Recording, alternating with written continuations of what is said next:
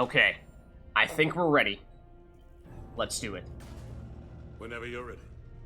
Let's start the attack. Let's move before the Reapers realize what we're up to. Exactly my thoughts. Battalion leaders, report to HQ. We fought hard to get here, but now the toughest part of our mission begins. We've got to drive right through the heart of Reaper-controlled territory, break past their defenses, and get to that beam. What kind of defenses? The entire area is crawling with Reaper forces. But our biggest concern is the destroyer, protecting the beam itself. Can we bring in air support to deal with it? Negative. Some kind of interference. We'll have to take it out from the ground. Now they've cut a swath of no man's land through the city. We'll have to cross that first. There'll be some limited shelter on the other side, but expect heavy ground resistance. We need to get our tanks to here, if we get close enough. We've got a shot at taking that thing out. How much of a shot? They know we're coming. This will be a one-way trip for many of us. But there can be no retreat, no stepping back. We move forward at all costs, understood? Yeah. Yes, sir. Johnson, Coates, you two will coordinate the artillery units. Shepard, I'm sending you right up the gut where the resistance is heaviest. Support the tanks the best you can, but stay alive. I need you for the final push to the beam. I'll give you a minute with your squad. Pick your team well.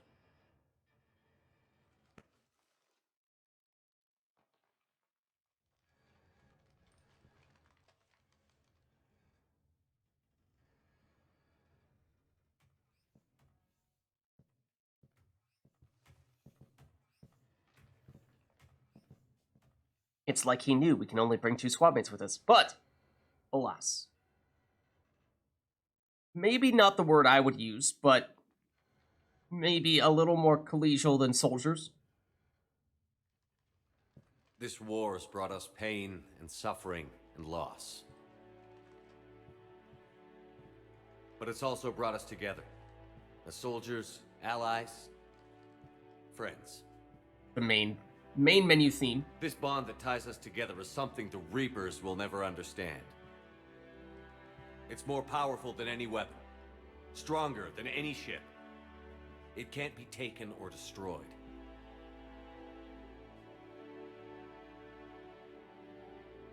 Victory or death? No. Remember what you fight for. The next few hours will decide the fate of everyone in the galaxy. Every mother, every son, every unborn child. They're trusting you, depending on you to win them their future. A future free from the threat of the Reapers. Be fearless. But take heart. Look around you. You're not in this fight alone. We face our enemy together. And together, we will defeat them.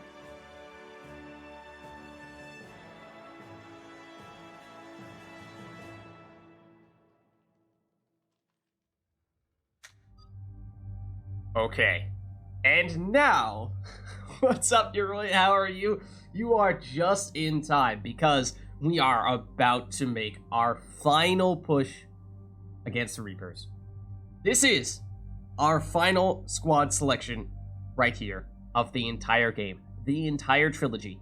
And for that reason, there's really only 2 or 3 options we could realistically make here, right? Garrus has been our bro throughout this entire saga, from Mass Effect 1 through Mass Effect 2, and obviously carrying much of the load here in Mass Effect 3. He is totally part of our finishing squad. Then for our other squad member, we talked previously about how it makes sense, perhaps, much like we were just saying with Garrus, to bring the people with us who have been with us tried and true throughout this entire journey, our Mass Effect 1 original squad mates. That would leave us with either Tali, Liara, or Ashley as our final squad mate. Last time, in the previous segment of this final push against the Reapers, we went with Liara. However, this time, perhaps it is even more fitting to take Tali, our significant other, and one of our original squad mates. Let's do it. Tally, technically, perhaps not the most skilled when it comes to specifically dealing with Reapers, but we will find a way to make it work. With Garrus by our side, we can do anything. So our weapons probably remain unchanged here with the Hurricane and the Acolyte. Then for Garrus, this is actually an instance in which you could perhaps make an argument for, rather than using the Typhoon, swapping this over and going with the Falcon instead, specifically for the crowd control stagger ability, especially because since we opted to take Tally with us rather than take Liara with us, she does have some stun capabilities with her drones, but is probably still not going to be nearly as effective as, say, Liara's Stasis or Liara's Singularity. So that is one aspect that we are a little bit lacking here. Then again, though, of course, Garrus is our primary source of damage. So do we still keep him with the Typhoon so that if we find ourselves running up against more of those Banshees, we have a quick and simple solution for said Banshees? That is a nice luxury to have as well. Maybe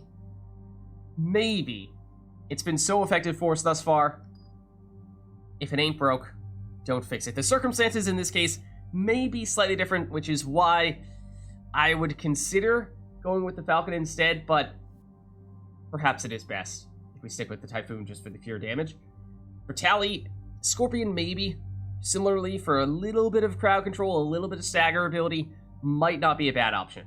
And then the Wraith, well-rounded shotgun, not a bad idea either. Alternatively, go with something more close range oriented like the Raider, like the Claymore, or we could go with something more long range oriented like the Crusader. There may be some instances in which long range capabilities could be a nice luxury to have.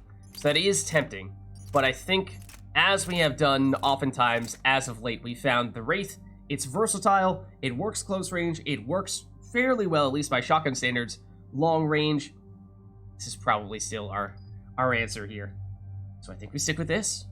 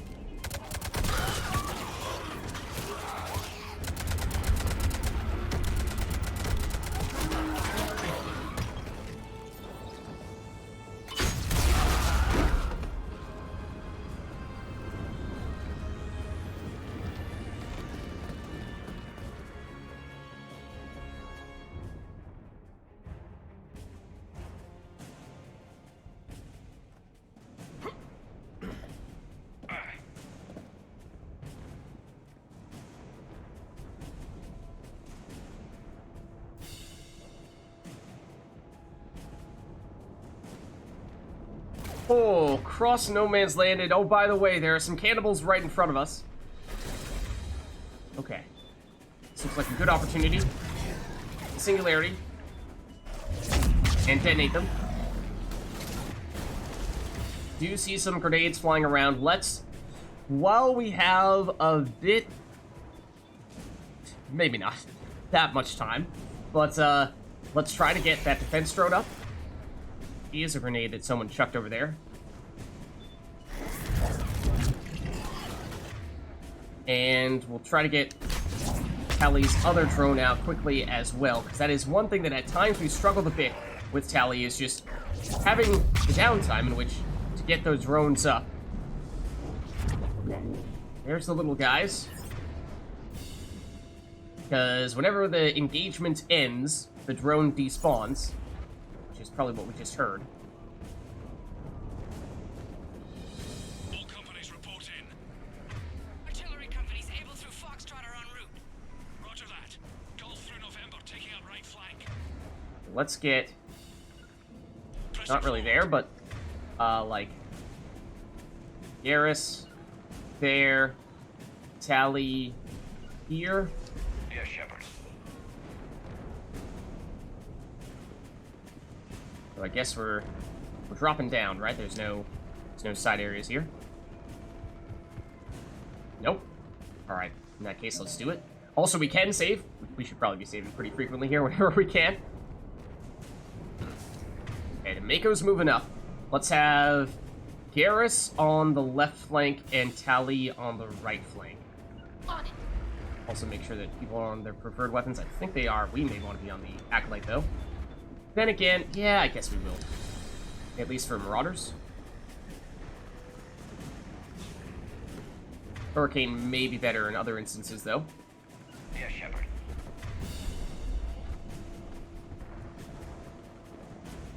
There you go. Garrus here, Tally here. Right. But, certainly looks like that Mako just got hit. And hit hard. And we have some friends up here. So did Tally and Garrus move up with us? They did. Alright, so let's get rid of some of these little guys again. Ideally, take care of cannibals before they start chucking grenades at us. He says as they chuck grenades at us.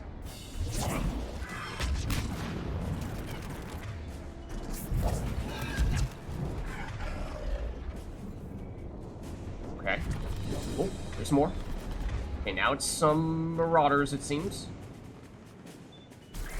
Right away. You tell me they can dodge like that while they're up there?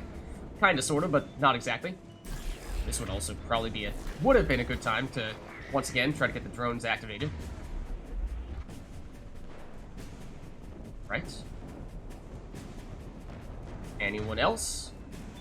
Like, right now, I'm pretty sure if we try to do it, it's just gonna immediately deactivate, but we can try.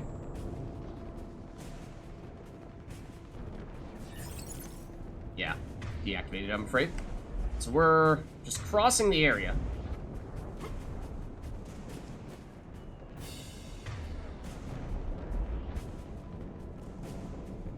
Anybody know how the hell we're supposed to take down a destroyer with tanks? Phalanx missiles can do a fuck ton of damage. If you say so. Cut the chatter. You heard the Admiral. No retreat. Okay. Not a lot of cover over here. That's a little concerning. Thought I just saw something with armor pop up. Yeah, because I'm afraid there's a big ol' harvester right there. However, on this occasion, you'll see on our minimap we have a whole lot of enemies popping up. Not just that harvester. I think now's a good time to get that defense drone up. But this may not be the right time to be focusing on the harvester. Let's... I don't know how safe that spot is right there, but the harvester is just one of the enemies, because there are cannibals down here as well. And I think we may want to focus on taking care of these guys first.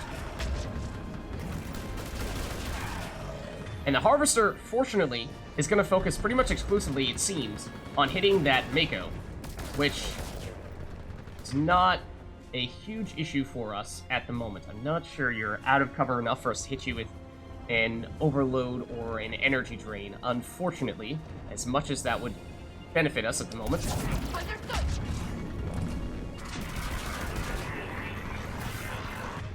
Okay, see, now you're out. Means at least we can try to hit you with some other stuff. Oh, how the heck did you get over here?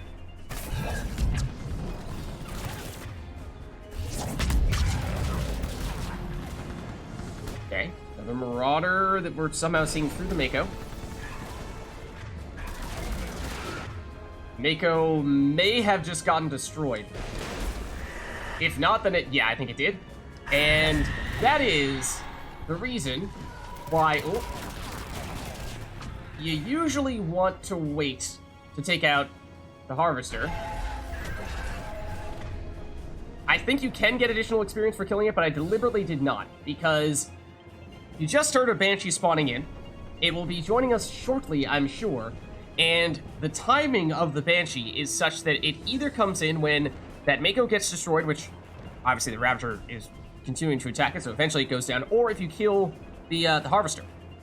So, whichever one happens first, that dictates when the Banshee spawns in. So what I did was I deliberately tried to get rid of the little enemies before we got rid of that Harvester to delay the Banshee spawning in, so that we could fight the Banshee with fewer additional enemies along with her.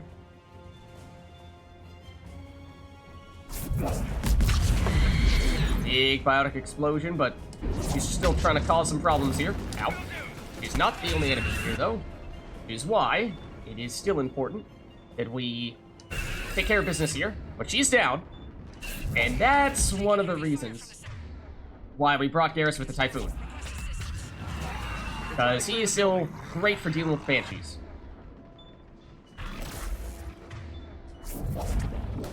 Still dodge that, even that quickly after you got overloaded.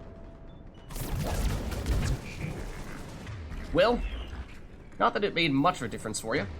Okay. At least as things currently stand, that appears to be the last of the enemies here. We can save again, but let's just check. So Allied forces are assaulting the Reapers above Earth. Hammer must get a team of soldiers to the Crucible, or to the Citadel, in order to activate the Crucible. Coordinate with Anderson to get to the Citadel beam. So, I mean, we have, and there is the beam. So that's the target.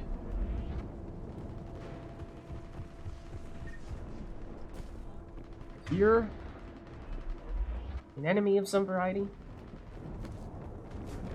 Perhaps. I mean, we should probably save as frequently as we can here. Ammo, although I don't think we need it, because we actually haven't fired our weapon at all. Okay. Looks like we're heading in. Don't need the grenades either. Foxtrot and Bravo are taking heavy fire. Okay, and we have some husks.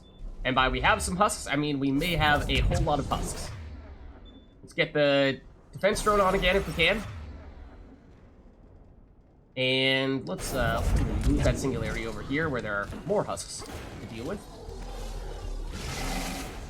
In part, the reason why I am deliberately ignoring some of the husks is I believe that some of these husks will infinitely respawn.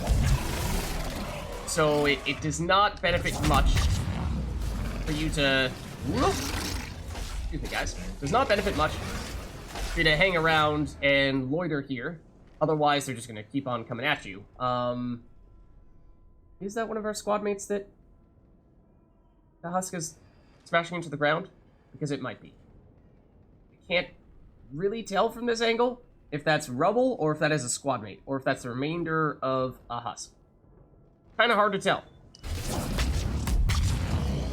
Okay, no, they're hanging out back here. Don't worry about it. Garrus is also taking care of them, so don't worry about it, man. Don't worry about it. We're good. Okay, let's get out of here.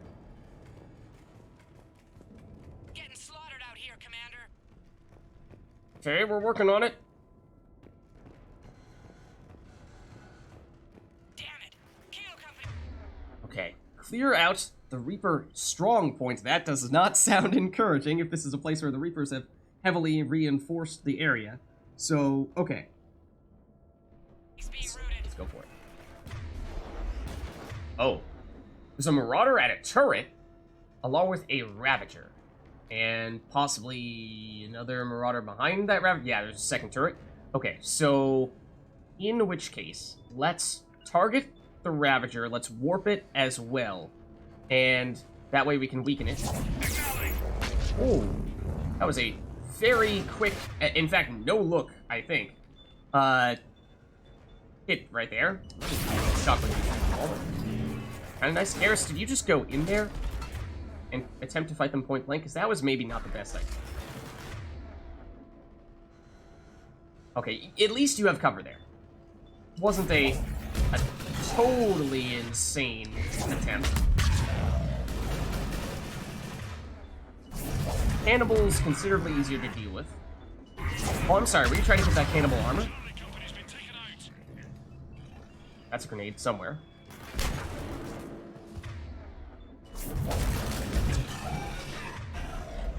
Thanks. We're moving again. Oh, yeah, you can see the Mako. It needed us to take out those marauders on the turrets, and they have been taken out. So they're able to move in. Okay, I mean... Fortunately, we can't man them ourselves, but also those are our troops, not Reaper troops, so not that we'd want to shoot at them anyway. Let's see. Mom, Dad, I can't reach you guys. I tried the office and your personal comms. No one's answering. And the news was saying that the bombings are getting worse. And then the power went off. Look, I know I'm not supposed to stay put, but I can't reach anyone. And I'm getting really worried about the twins. I'm going to head off to the school to pick them up, okay? I'll bring any other of the kids I find, too. You can yell at me when we meet up at the emergency shelters. Love? Hey. There's more of these last-minute messages from... Ooh, people who were here on Earth at the time of the attacks. Lots of medkits, which we actually technically don't need because we have not used any of ours, so I kind of doubt we'll have the chance to come back here, but on the non-zero chance that we do, maybe we deliberately leave them unused. Let's save as well while we're at it. Oh, hello!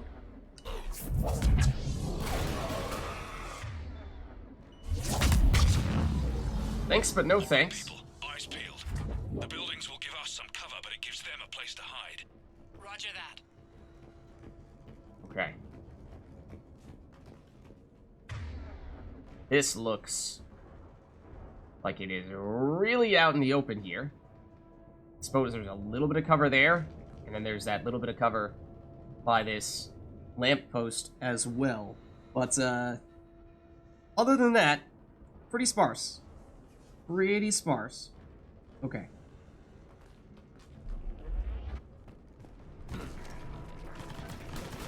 Let's see, Marauder. You have the means to remove your shields. Tally may not be as good at the crowd control stuff, but she does have the means to deal with shields. Except not when they're in cover like that. It's kind of just betting on you getting rid of the last part of their shields by the time that singularity actually landed. See all the marauders. See a brute for a second there, or did I make that up? I think I made that up. That looks like a whole lot more marauders, though, moving in. But so is Garrus.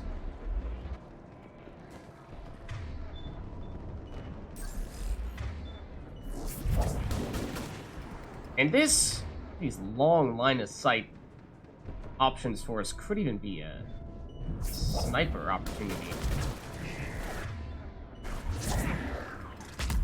Okay, that's one marauder down.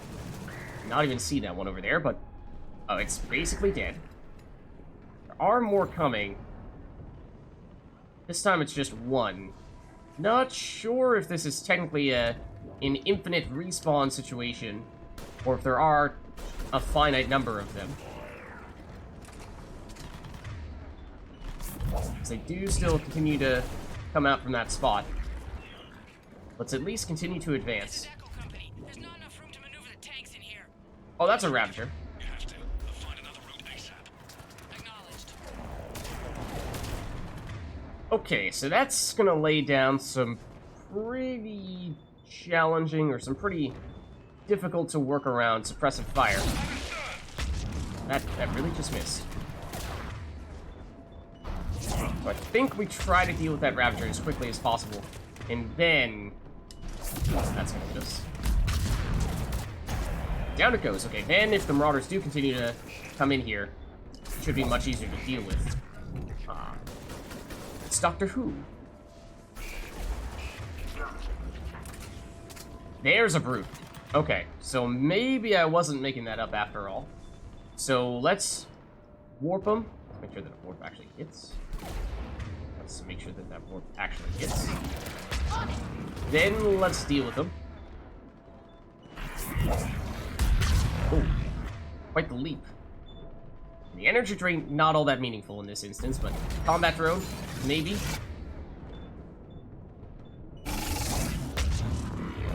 Okay.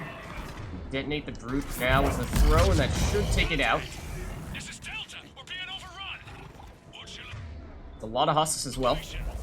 Oh, that doesn't sound good. God damn it. Ooh, on the left flank as well. They appear to be dead now, though. Husk over here. Combat drone. Zapping it a bit. Okay, as things currently stand. Appears to have been the last of them.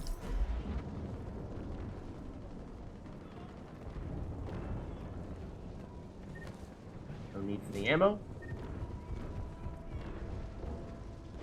Okay. That's where we're trying to get to. Might be worth taking a quick look over here. Oh! Except I'm afraid there are some enemies that have spawned, perhaps, right in front of us, right on top of us. Cannibals at least are singularityable. So we can deal with them like that.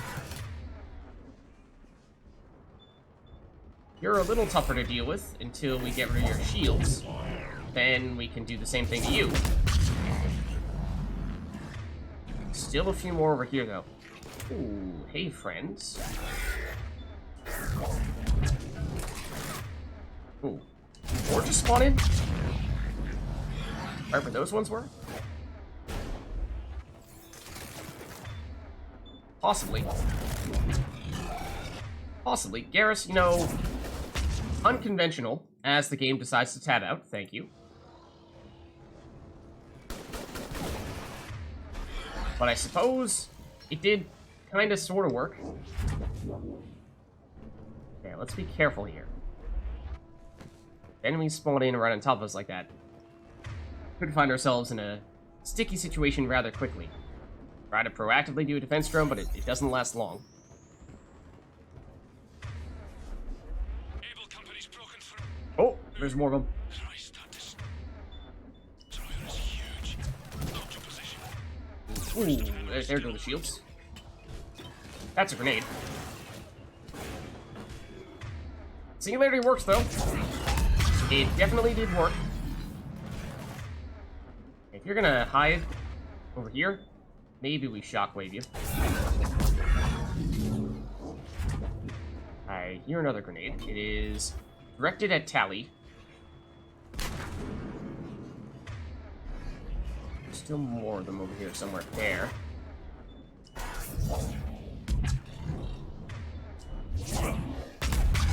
Fortunately, that was not quite a big enough radius to deal with you. But the defense drone actually lasted long enough, I'm surprised. Tried to do it proactively, and it did work out. More enemies still. It might have also just deactivated. No. Very please.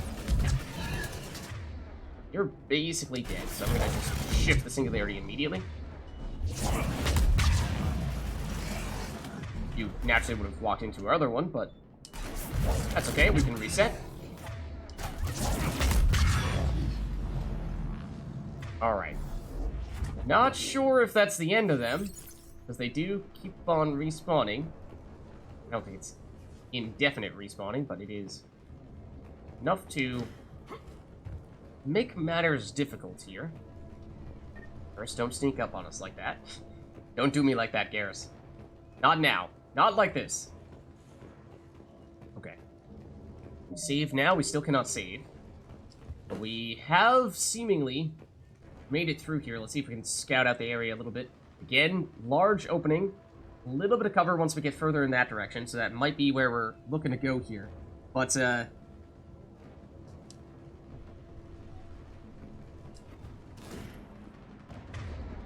no sign of enemies just yet.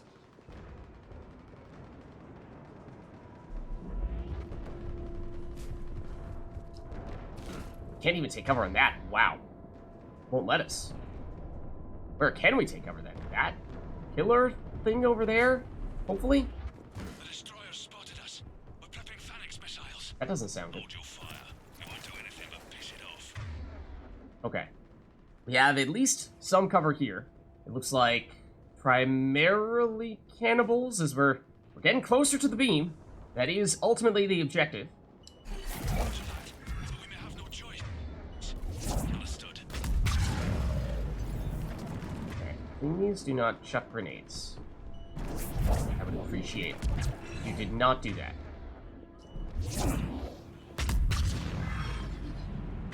Okay, still a few more over there, in theory.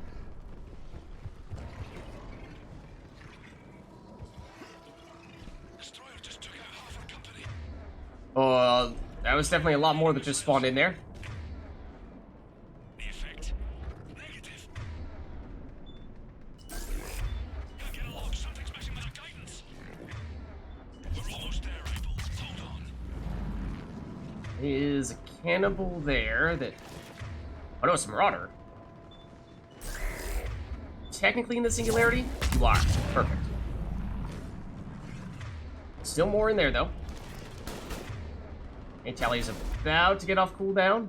Except Garrison should have this marauder taken care of. I mean, that's a grab opportunity if we really wanted to push for one. Looks like still a fair number remaining here. If we can get, I think, several of the cannibals with that singularity, and now just one left, it would appear, and it's this marauder. Kelly, what if you go combat drone, flush it out a bit,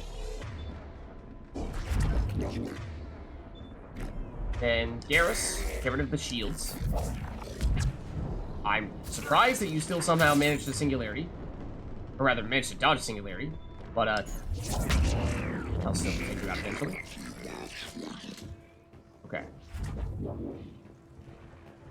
Appears to be the last of the enemies in here. Unless they want to spawn directly on top of us again, which I'd certainly rather they not do. Oh, we can save. Let's do it. Let's do it. Okay. So, made it through there. But now we have a bit of a welcoming party with some cannibals and at least a couple of marauders as well. Let's singularity and then not get clobbered.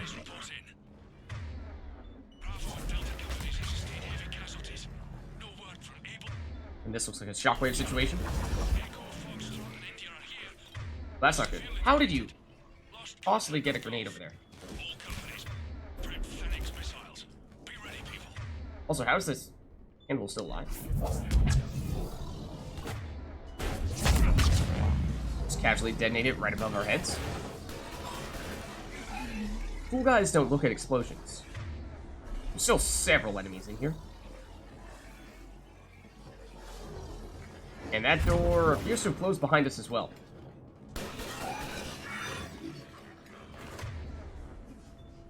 Okay, let's get you. Bye-bye. I think Garrus is taking care of you. Alright, yeah, we have definitely still gonna see more of these marauders, it appears. The defense drone up, just because we have a second to do it. But the combat drone is really the one that we prefer in this situation. And then energy drain as well. Get rid of their shields. Oh, where did that... Singularity, really? Singularity, come on, man. These guys keep on dodging it.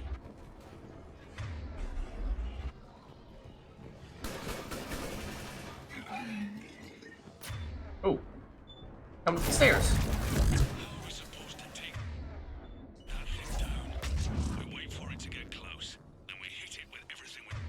I was gonna say, I definitely just heard the brute sound. The systems are buggered.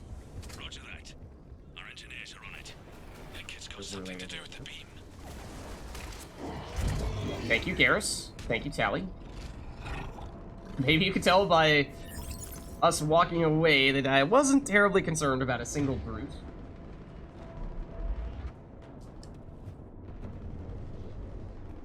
Who knows? Could be up to anything.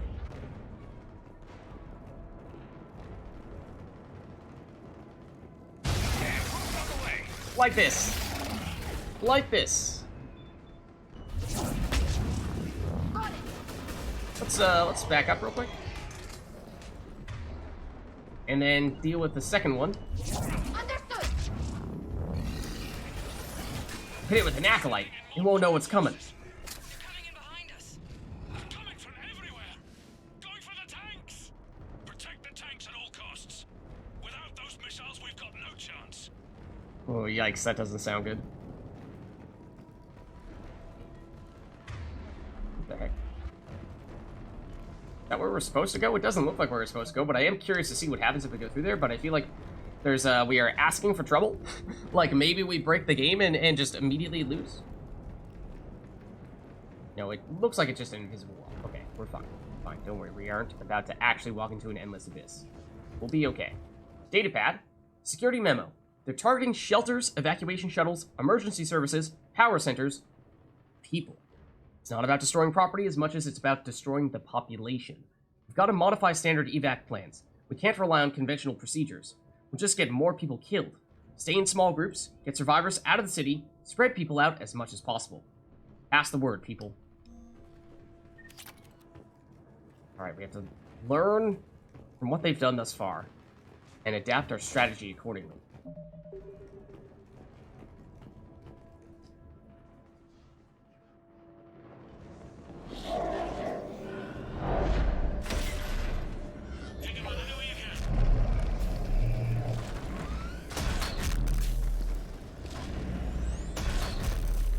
All units, open fire!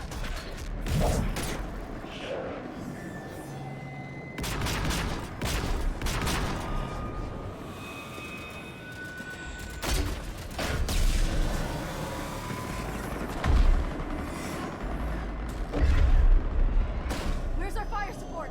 We need reinforcements on them! Uh-oh.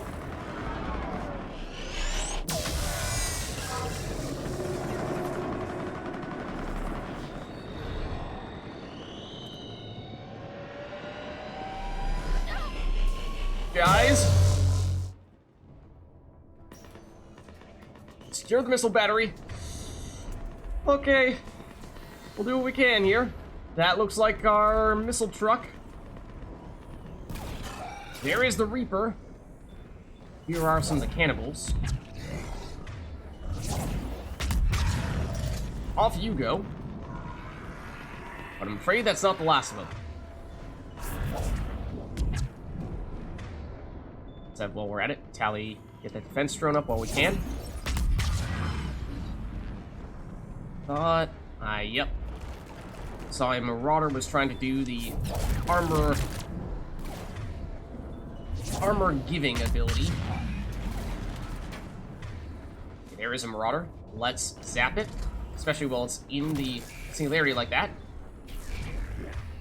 It's just gonna die, I think. There's the artillery. But the company's been wiped out! Commander, do you read me? Major, what's the situation? The beam's interfering with missile guidance.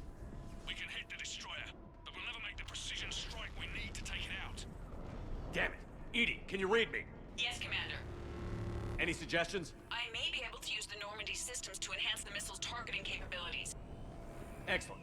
I'll need you to open a link to the Normandy from the missile systems. On it. Okay. Still can't save, but we can use the launcher controls here. So, let's do it.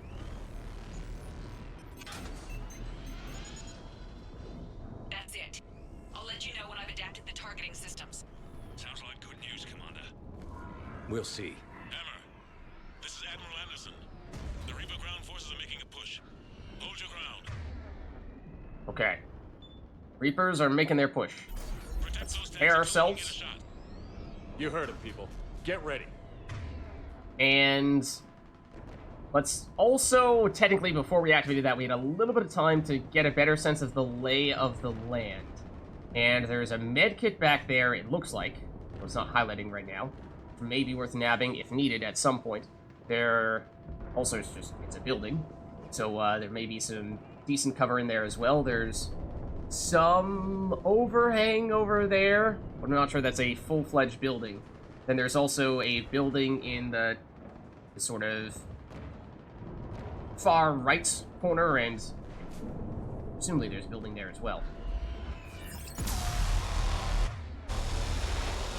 Oh! Well, that's great. Fortunately, the Reaper, at least at the moment, does not seem to be attacking us, but unfortunately, I'm afraid there are more enemies for us to deal with here. Husks, not so bad. Allie still have her defense drone. Looks like she does not. Might have done it a little too preemptively there. Okay, now it's Marauder. Let's get rid of your shields. Let's try to singularity you. And we might need to target the Marauder, or rather the Cannibal instead. There we go, we got them both. Cannibal actually didn't die. Now it did. Okay, now this Marauder, let's energy drain you. And, I mean, there's been a lot of Marauders, so I was talking earlier about how perhaps Tali was not necessarily the best fit against Reapers, but she is quite good at taking out those Marauder shields with all of her energy drains. Her cooldown time is so fast compared to other squad mates, it seems like. I think that is one of the things that we try to make a point of upgrading. So, notably, the first group of enemies spawned there near where the beam is, whereas subsequent enemies appear to have spawned over to the right. So, we may need to shift around a little bit here.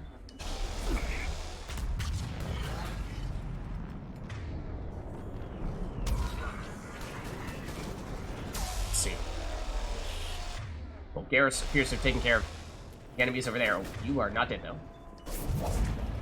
So, from this angle, we can see... Yes, there is a building over here, what looks to be a med kit, and otherwise a somewhat limited cover inside that building. Now they're spawning over here on the left side, it appears. How dare you try to shoot me? Okay, that's Tali. Commander, we tried to hold them off, but they destroyed our trucks, overwhelmed our position. Your left flank is gone. They're headed your way. Sorry, sir. Oh. Hang in there, soldier. Heads up. We've got more incoming. Watch our left Left flank, Garrus says. Okay. flank. In that case, we may want to back things up a little bit.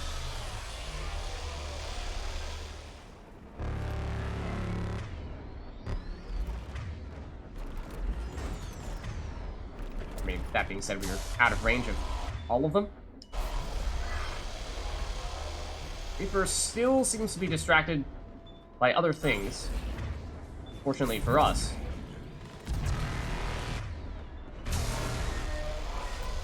But that's a different kind of enemy over there. You may have just seen. Probably about to hear her.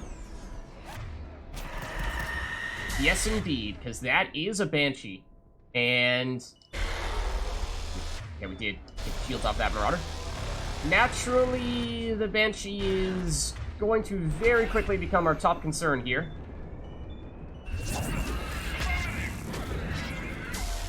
Garrus, I do not like where you are positioned relative to said Banshee at the moment.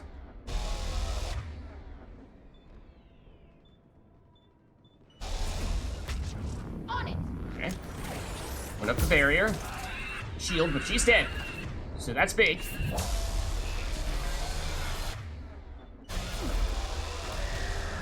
Might have just gotten 3 cannibals with that. Also, we... No, okay, yeah, that was kind of blocking us from taking cover, which was potentially going to cause a bit of an issue. But I'm afraid there's another Banshee where that first one came from.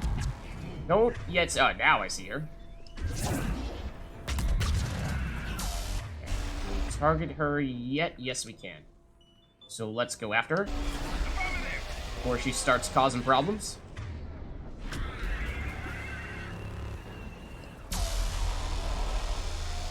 Okay. She put her shield up. No, she's just dead. Banshee taken care of.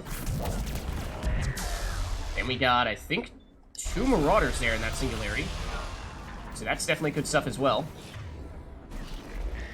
And with the Banshee's gone, if it's just Cannibals and Marauders, and obviously it's much easier to deal with.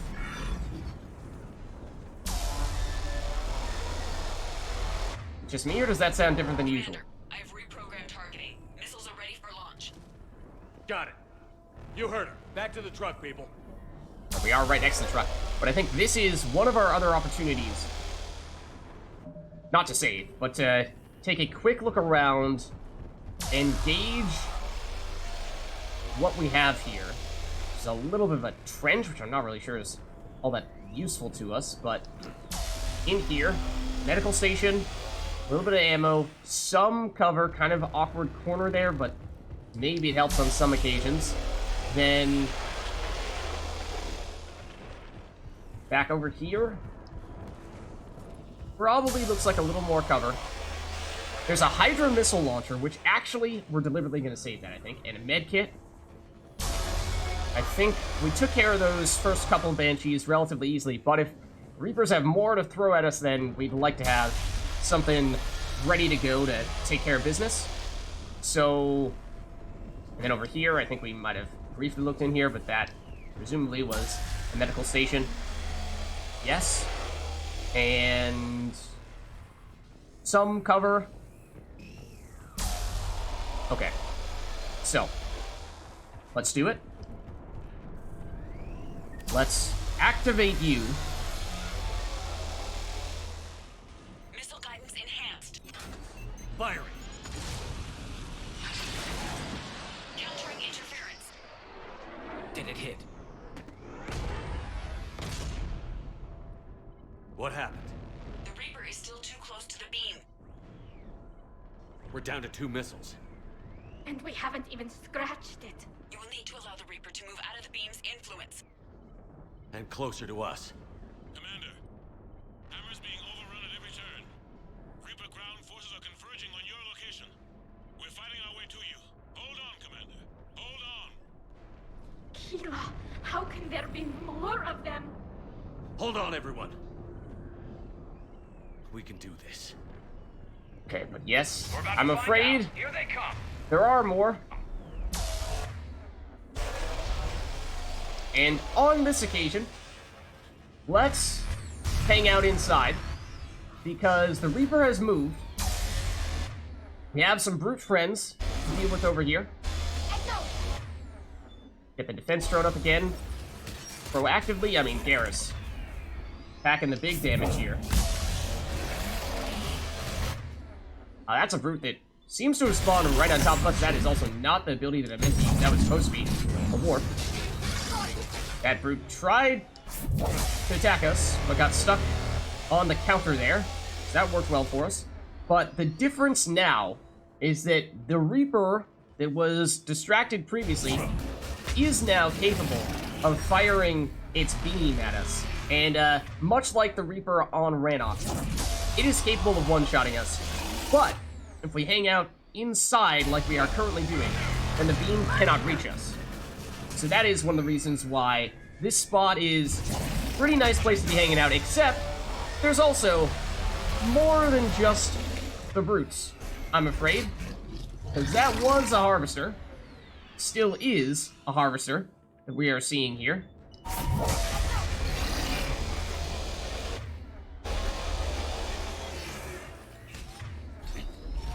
But I think we may have gotten rid of all the brutes. I certainly hope we have.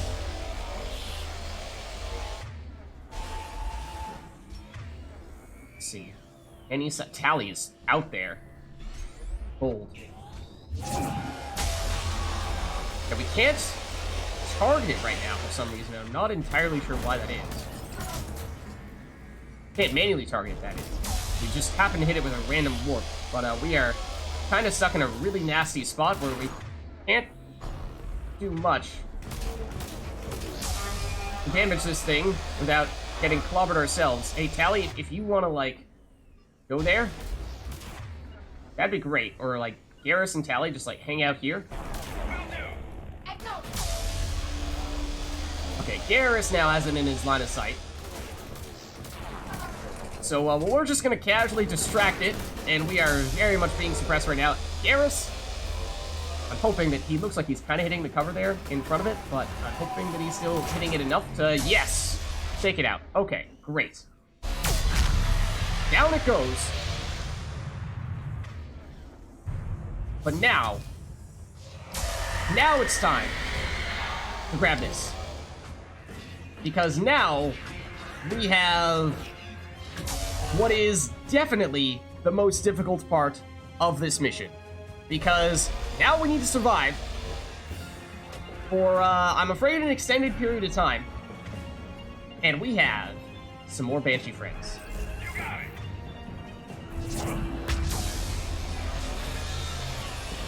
Ooh. Tally, you are playing with fire a bit there. There's a second Banshee. Is moving in on Tally. And it's not just the Banshees, there are other enemies here as well, I'm afraid. But obviously the Banshees are of particular concern.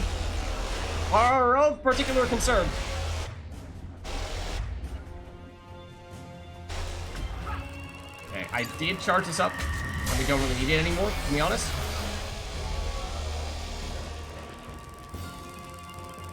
Which is a little unfortunate.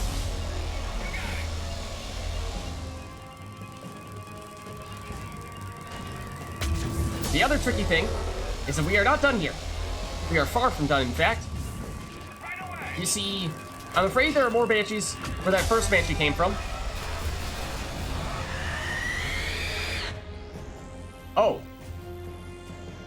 I really thought you were dead. I really thought you were dead.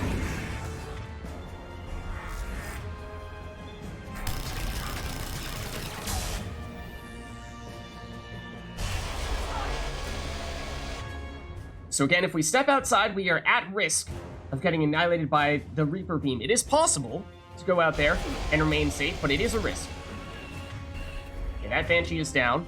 And we shall see what comes. And Silent, how is it going? Thank you for the raid. We are finishing Mass Effect 3 Legendary Edition right now.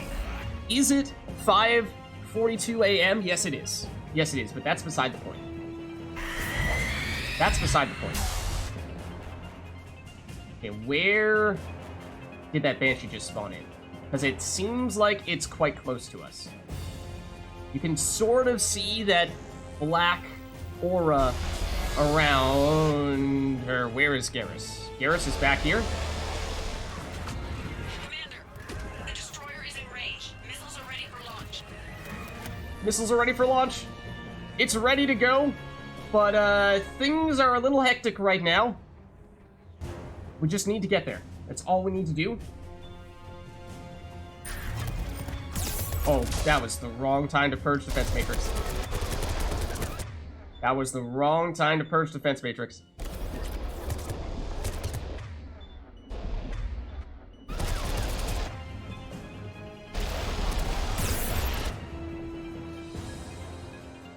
Things aren't going so hot right now. I'm amazed we've survived this long, to be brutally honest. But in case you haven't noticed our health bar right now, and also that Reaper Beam, oh, tell you what, we're dead anyway, because this Reaper Beam is gonna hit us. That's what you need to be careful of as soon as you step out. We were gonna be dead either way, but wow. I mean, we lasted long enough to get to the point where we can go to the missiles and activate them. That is, in some ways, the hard part. But then of course, you do still need to be able to venture out into the open and not get killed by the huge assortment of enemies right in front of you and the beam, which one-shots you, and so we probably would have died from either of those things there. But alas. Okay, where does this leave us off? It seems like in this last wave where we have the Banshees. Do we still have the Hydra? We do. That is quite nice. We still probably did not have the ideal timing for it. So one thing that we didn't do, or one thing we did, hunker down here in this one room when, in truth, it is probably best to try to remain more mobile than what we did.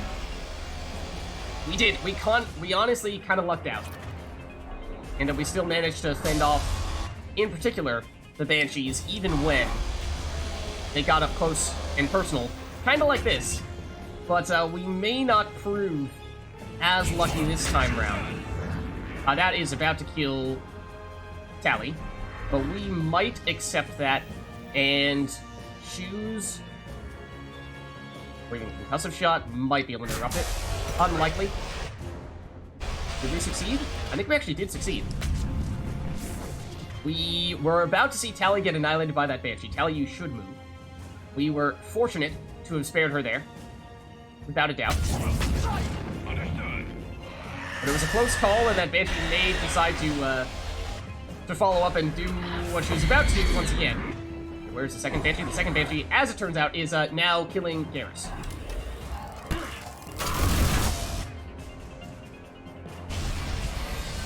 Oh, it's not dead. That is not the ability that I swear I pressed. We are probably about to die now.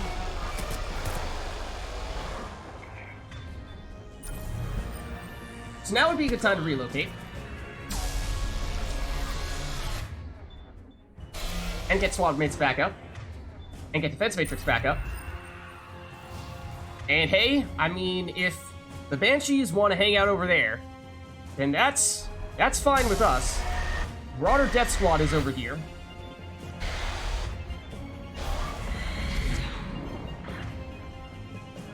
And I'm a little hesitant to send our squad mates over here, to be honest with you. Because having them serve as bait for the Banshees is honestly kind of helpful, as we have already seen for a little bit here. That's another Marauder.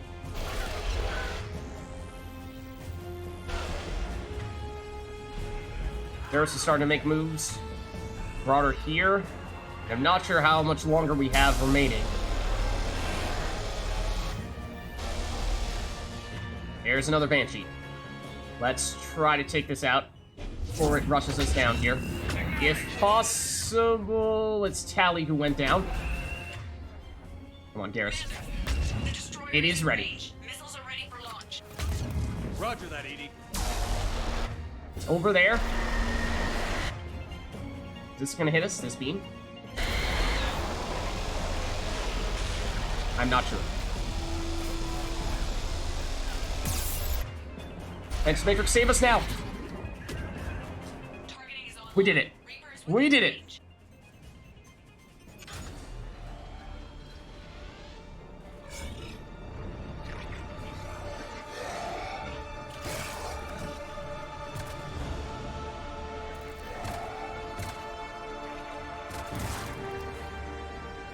Fire it!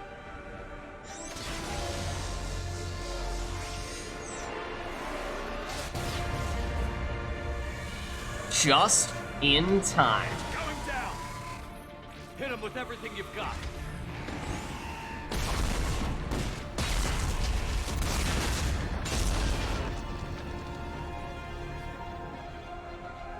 Destroyer terminated.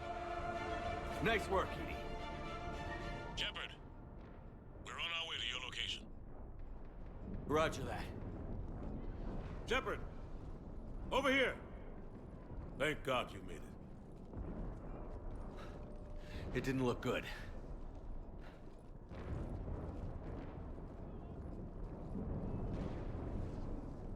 It gets worse. Of course it does. Of course it does. Hackett just reported in.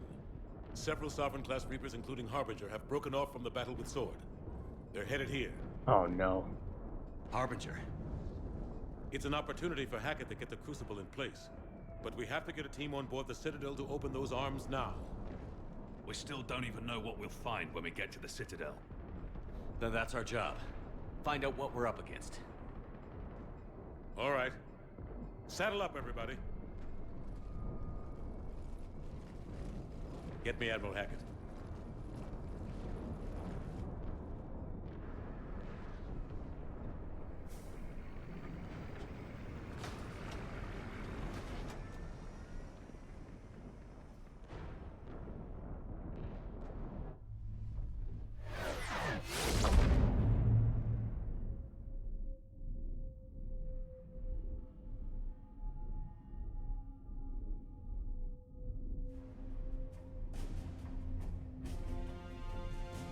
It's now or never, Admiral.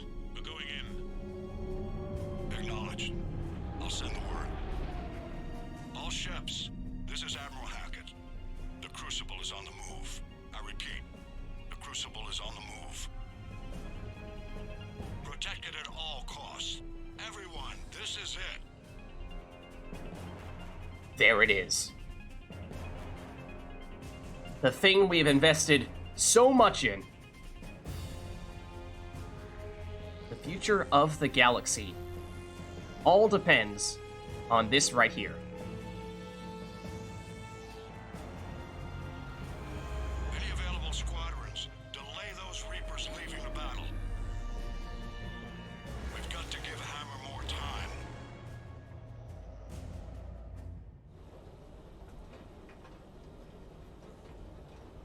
What's up, Insig? How's it going? From here on in, it's a straight shot to the beam. A straight shot with Reapers trying to crush us along the way. I don't think it's as simple as a Just straight need to get shot. A handful of troops through. That all? We knew this was going to be a gamble at best. We have made it this far, and we've made our way through countless Reapers already. Can't think of anyone else I'd rather do this with. Feels like this fight's always been ours to finish. We're in sight of the target. All right, everyone. This is it. Oh!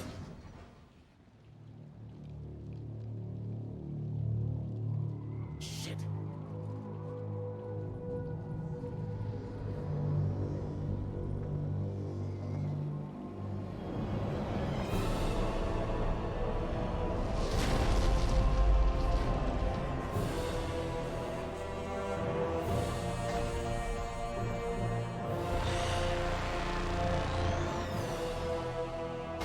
We gotta move! That's not what we wanted to see. Hammer squads, go, go, go! Alright. That's the conduit. Time to run.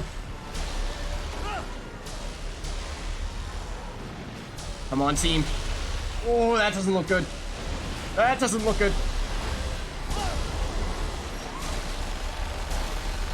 Come on, make your push.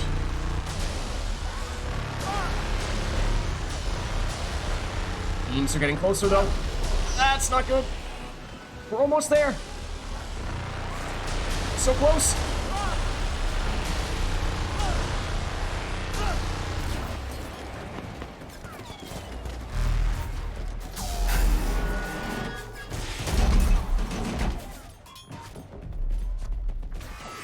Tally, Garrus.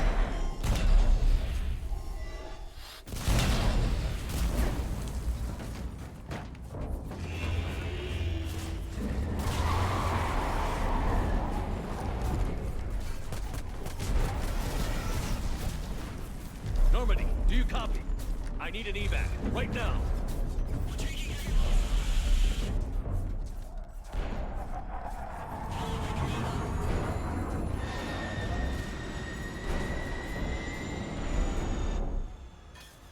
Come on.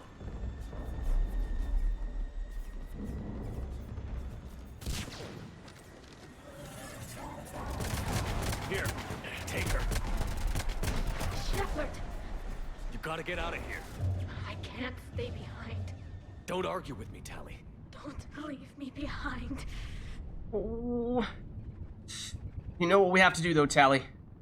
It has to be done. I need you to make it out of here alive, Tally. Get back to Rannick. Build yourself a home. I have a home. Come back to me. Oh. Tally! Go!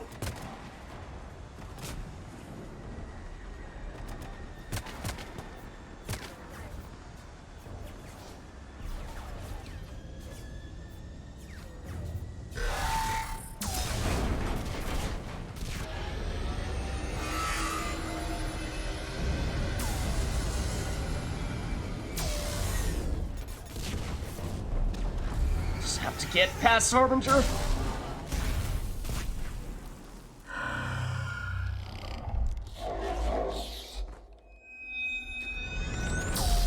Oh. God.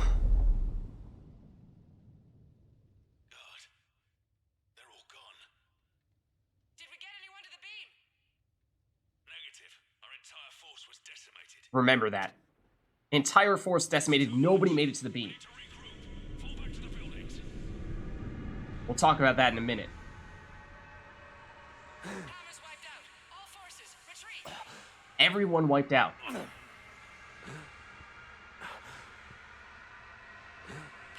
pull back. But we're up. And maybe we can still make it. Maybe we can still make it. Come on, Shepard. We have some husks.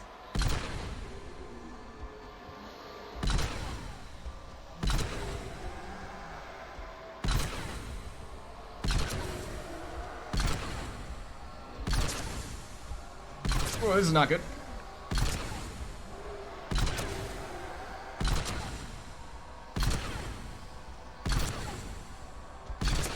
Screen is shaking. We're in slow-mo. It is difficult to aim properly. As you can see, our reticle is wavering quite a bit.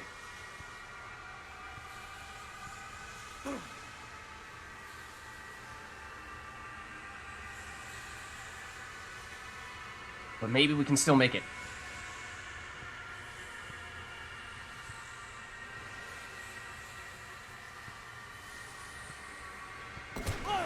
And there he is. The one and only Marauder Shields. And he annihilated us. Absolutely annihilated us. Alright, well, alas. We must try again. So the first time I played Mass Effect 3, and I got to this point in the game, it was similarly something like 3 a.m., 4 a.m., and not only was the camera shaking like this, I was playing on PS3, and it was running at maybe half a frame per second, and when your reticle is moving like that on half a frame per second, it's a little difficult to do anything at all, let alone hit a target. I did not shoot that time, but okay. We also have unlimited ammo during this section, which is a little odd, but it is a thing.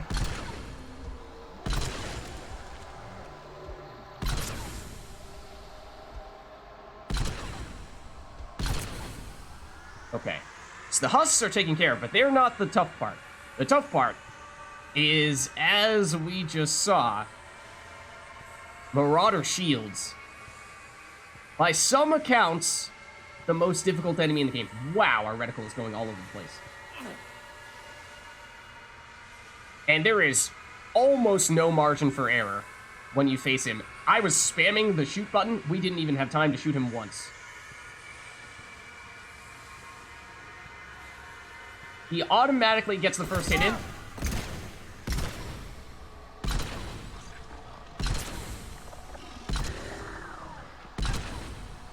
Come on.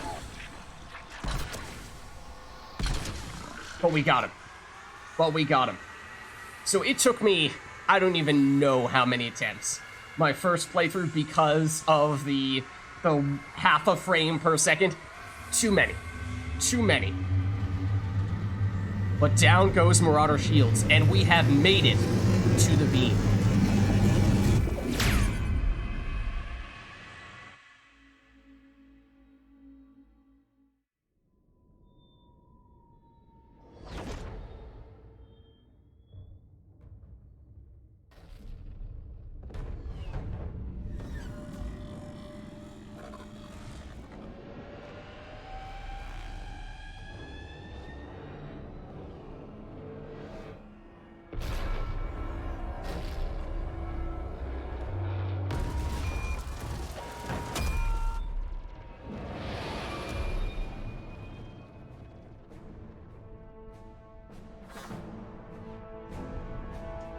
There it is.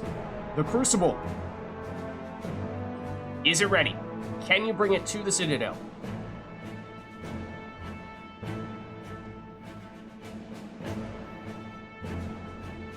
Holy shit. You did it. This is the Admiral. We've got reports that someone made it to the Citadel. We need to give them time to get those arms. How? All fleets converge on the Crucible. Protected at all costs. You just said that you didn't think anyone made it through.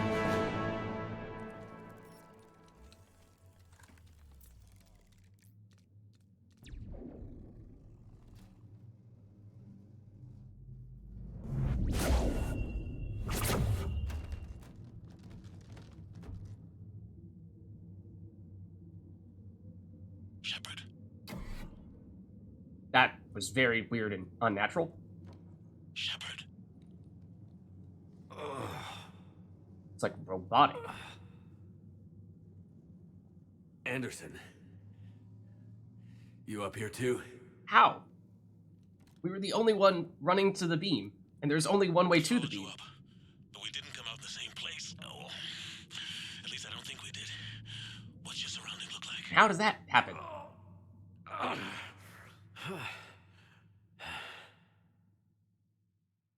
You okay?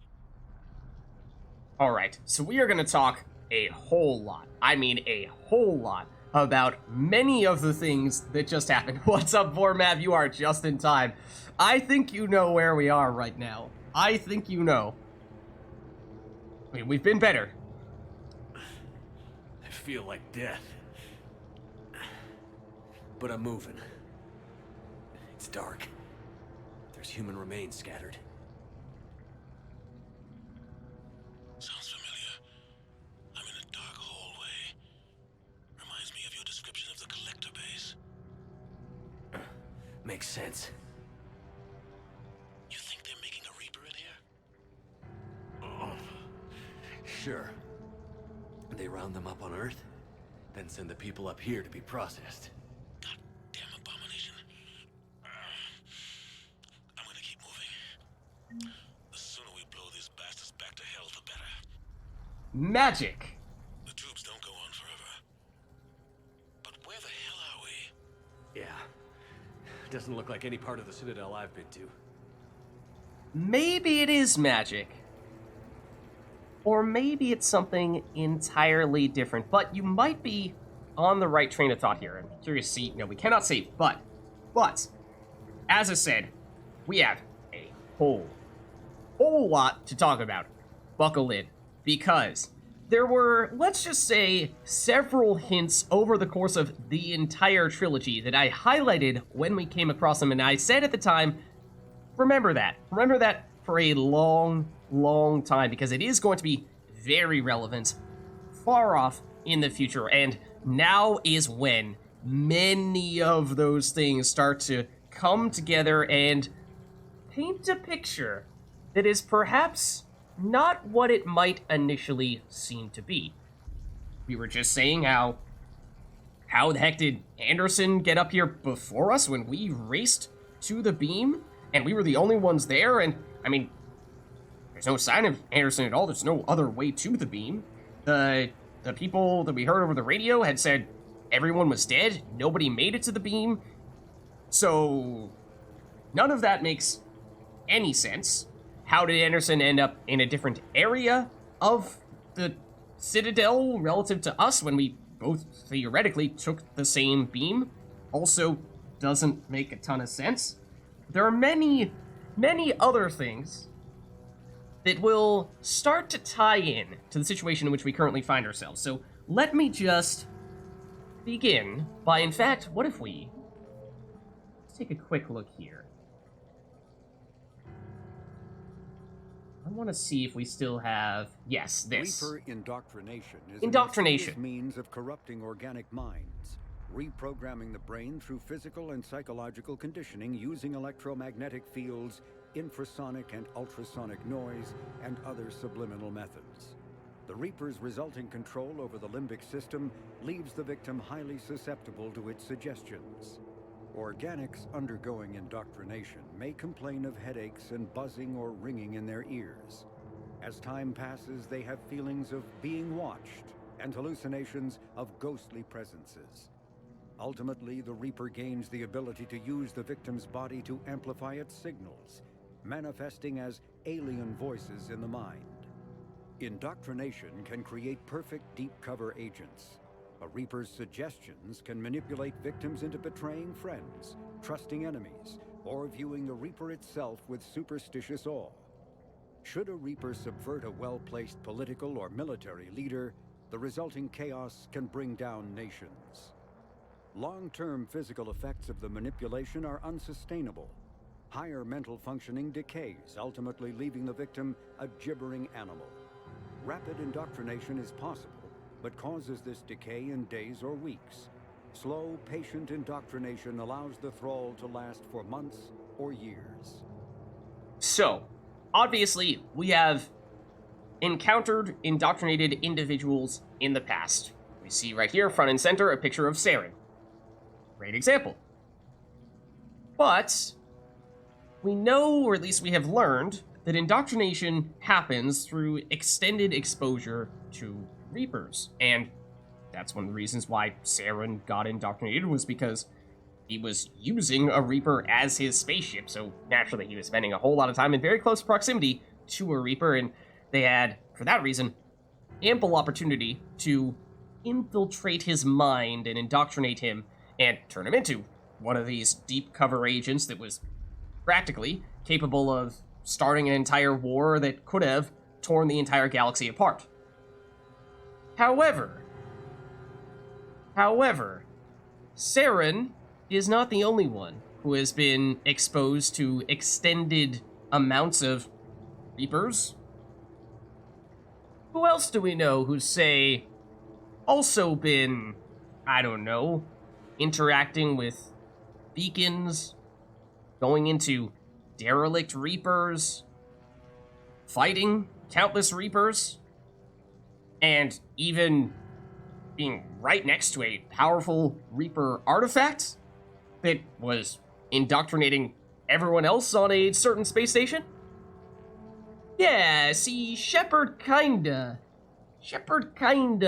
perhaps more so than almost everyone else in the galaxy, has had extended exposure to Reapers over time, the kind of situation that would usually lend itself to Reapers trying to indoctrinate, being able to indoctrinate such an individual. We've also heard here that symptoms of indoctrination might include things like headaches, buzzing, ringing in their ears. Does any of that sound familiar? Ghostly presences. What about, say, the nightmare scenarios that Shepard has found himself in on several occasions, which have all of those things in them? What about those? May not necessarily have heard Shepard say that he feels like he's been watched, although there are probably figures in those nightmares that are watching over Shepard at the time. And so obviously the ultimate goal is for the Reapers to gain complete control over the victim's body, and seeing as how Shepard is arguably the most powerful, the most influential individual in the entire galaxy, and the Reapers are trying to take over the entire galaxy, Shepard is the kind of person that the Reapers would be very, very interested in trying to indoctrinate. So, for that reason, do we have any reason to believe that Shepard is somehow immune to indoctrination? Or is Shepard, much like many of the people that we have encountered over the course of the entire trilogy, like Saren, like, say, the Elusive Man, is he also, at least potentially, susceptible to that indoctrination? So, the long-term effects, or the effects in general, may be most noticeable when the indoctrination happens quickly. Higher mental functioning decays, ultimately leaving the victim a gibbering animal, and rapid indoctrination is possible but causes this decay in days or weeks. However, we may not have seen that, but slow patient indoctrination allows the thrall to last for months or years. The kind of slow and patient indoctrination that perhaps might initially go unnoticed.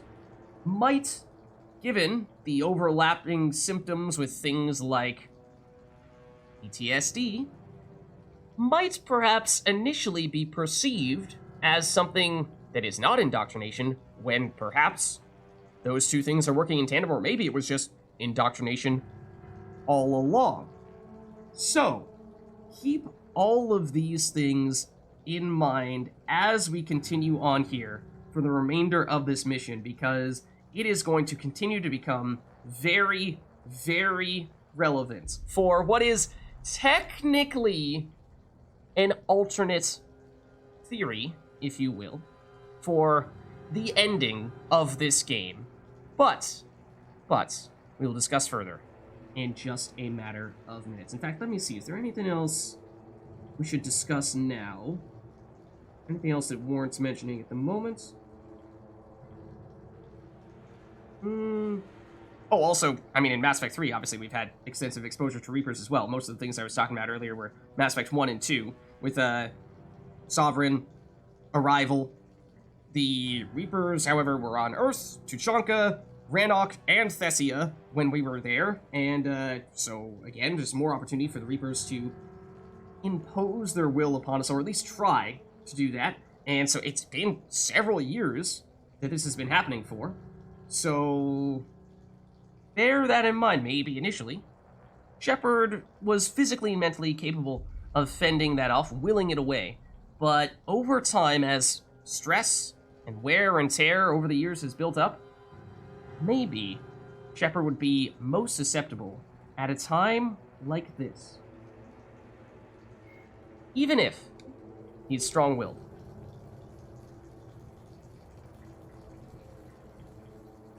And for that reason, might this, at this stage, not really be us on the Citadel, but perhaps, in actuality... Anderson? One of the walls here just realigned itself. The place is shifting, changing. Perhaps in actuality, what we're seeing here maybe all internal. There's a chasm here, and more hallways like the one I was in. I think I'm near an exit. What if all this is a battle inside Shepard's head? We saw Shepard got nailed by Harbinger's beam, knocking him out. And when Shepard got back up... See something up ahead. Might be a way to cross over. Don't get too far ahead of me. When Shepard got back up, Shepard started making his way toward the beam, and despite everyone over the comm saying, no one survived, no one made it to the beam, everyone is retreating, you would think they would notice the one person going toward the very thing that everyone is focusing on, yet they didn't. And somehow... Just found that chasm you were talking about. Hold on. I see something. A control panel, maybe. I'm just gonna go on. Somehow... Anderson Anderson got here first, despite him being nowhere in sight at the time, and we were the only ones there making our move toward the beam when we did go for it, and he's continuing to press forward. As we said, he somehow ended up in a different room. None of this makes sense from a logical standpoint. It just doesn't add up. And for that reason, perhaps it is a figment of Shepard's imagination. Not to say that it isn't real, per se, but that this is a different kind of battle that we find ourselves facing. A battle of mental fortitude, of Shepard against indoctrination.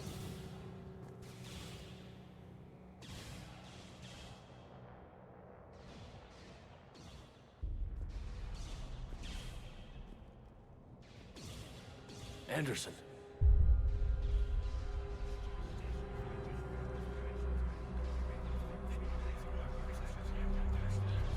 You hear that whispering? Shepard. I can't. I underestimated you, Shepard. The elusive man. What? Oil and shadows I warned on the edge of the screen. Control is the means to survival. Control of the Reapers, and of you, if necessary. They're controlling you. They're trying to. I don't think so, Admiral. So, you saw, and they're not there at the moment, but the black squiggles on the edge of the screen and the whispers. The whispers, as we said, a symptom of indoctrination.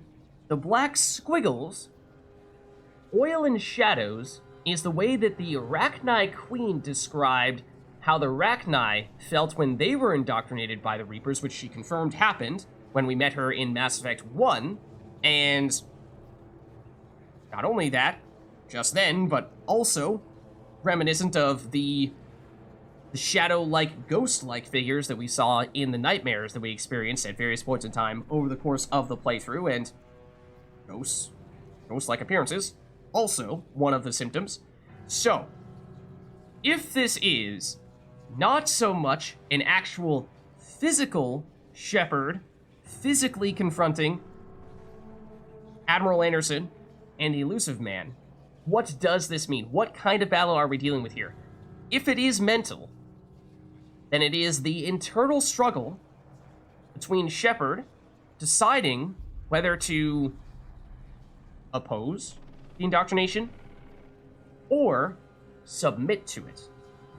And what we're seeing here is that the Elusive Man is advocating for controlling the Reapers, something that we have said previously.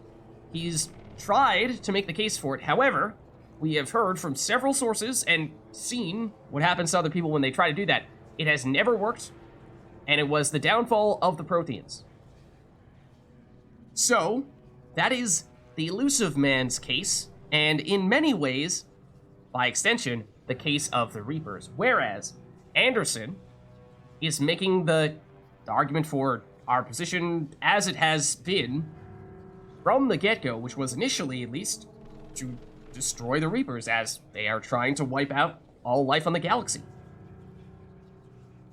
Controlling me is a lot different than controlling a Reaper. Because the Reapers are trying to control Shepard. When humanity discovered the mass relays, when we learned there was more to the galaxy than we imagined, there were some who thought the relays should be destroyed. They were scared of what we'd find, terrified of what we might let in.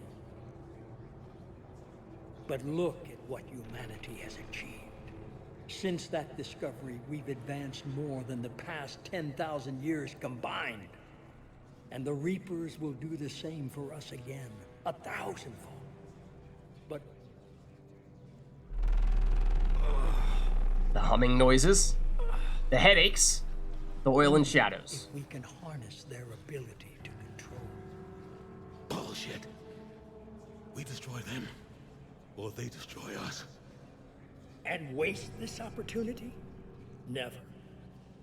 also, this is our first time getting a nice up-close look at we heard when we were raiding Chrono Station, the Cerberus headquarters, that the Elusive Man decided that he wanted to also partake of the Reaper implants that many of the Cerberus troopers were getting, and we can see he looks different, a lot more machinery built into his face with all that gray and blue lights.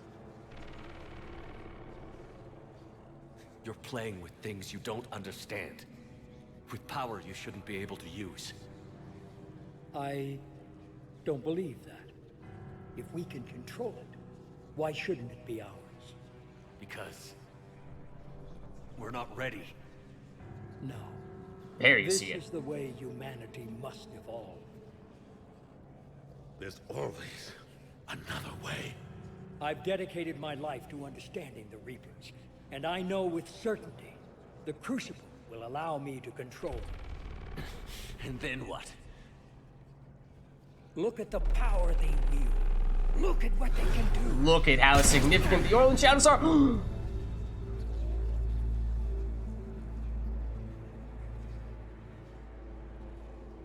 I see what they did to you. I took what I wanted from them, made it my own. This isn't about me or you. It's about things so much bigger than all of us. He's wrong. Don't listen to him. And who will you listen to, Shepard? An old soldier stuck in his ways, only able to see the world down the barrel of a gun? And what if he's wrong? What if controlling the Reapers is the answer? So again, in this instance, Admiral Anderson represents the part of Shepard's mind that says, we need to stick to our original mission. Our goal here, our objective, is to destroy the Reapers, and that is the only way we can ever defeat them. That is the only way that we ever thought it was even possible. On the other hand, the Elusive Man represents the part of Shepard's mind that might succumb to the Reaper's indoctrination, that somehow still believes that perhaps it is possible to control the Reapers, and preferable to do so, despite us knowing that deep down it's not possible, based on how we've seen what happens when people try to do that. And we also have, I mean, you could make the case that, okay, well, see, but Lids, didn't Cerberus and the Elusive Man prove on Horizon that they can in fact control? Not exactly. Because remember, as we said several times before, they were able to partially control a pseudo-husk. Originally a human that they converted into a not exactly Reaper husk, but something close to it.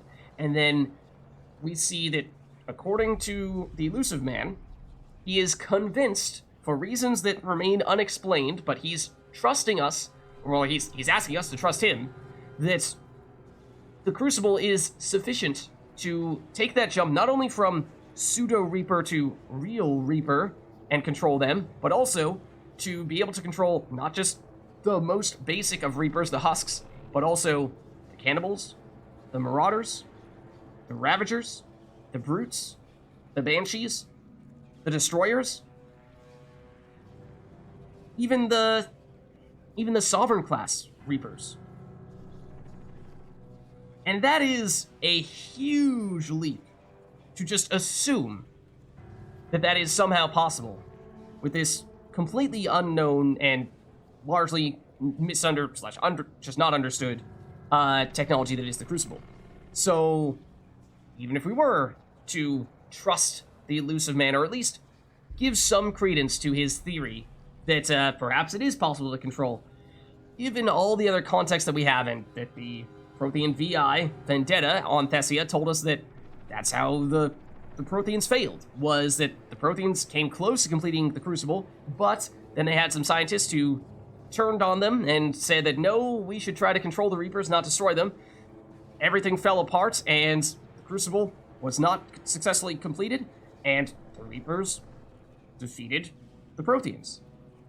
And then immediately after, the Elusive Man shows up, as if just to highlight that juxtaposition. But alas, the Elusive Man tries to say, what if it's correct what if the right answer is to control the Reapers, but what if you're wrong? What if you're the one that's wrong? If we destroy the Reapers, this ends today. But if you can't control them... But I can! Are you willing to bet humanity's existence on it? I know it will work. And that is the single most... They won't let you do it. ...difficult check to make in the entire game. I'm in control. No one is telling me what to do. Listen to yourself. You're indoctrinated. No. No! The two of you so self-righteous. Do you think power like this comes easy? There are sacrifices. You've sacrificed too much. Shepard, I only wanted to protect humanity. The Crucibles can control them. I know it can. I just... You don't, though.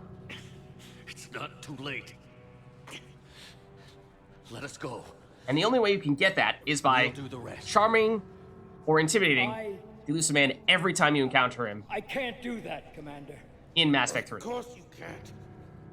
They own you now. You'd undo everything I've accomplished. I won't let that happen. I take it back. This is the most difficult one to hit. So either you need to charm the Elusive Man on every single opportunity to do so, which naturally most of the time does take a very high Paragon or Renegade score, or intimidate him every time you encounter him. Oh, and the big... Is this technically Mass Effect 1 music, I suppose? But you have to do the same one every single time, and some of those charms and intimidates, especially the one in Chrono Station that we had somewhat recently, does require a little bit of digging, a little bit of the investigation route that you pursue that. And so for that reason, not only does it require that you have the high score, it requires some persistency, and it requires that you also are careful with pursuing those other dialogue options. But see, the Elusive Man, you've already lost it. You are, in fact, completely indoctrinated. Because of you, humanity is already undone. And you gave up our biggest secret. That's not true. To the Reapers. They are here because you told them to come here. They've got us fighting each other instead of fighting them. I just need to... You've done exactly what the Reapers wanted. You're still doing it because they control you. They're too strong. Again, the oil and shadows. You're stronger. Don't let them win. Break their hold. Don't let them control you. I tried, Shepard.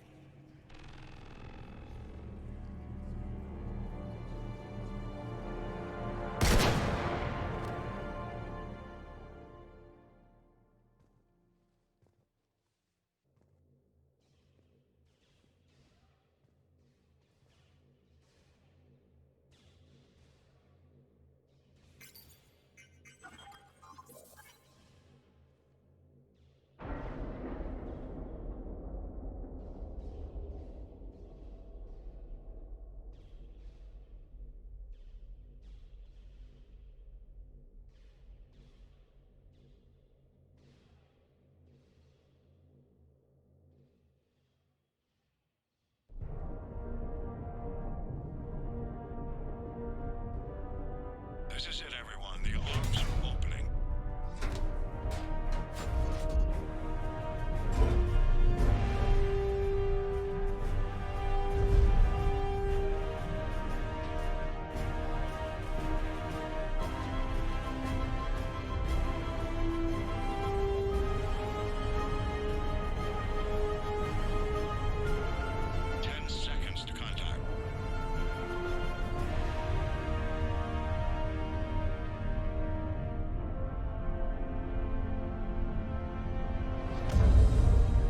And there she is. The Crucible is docked.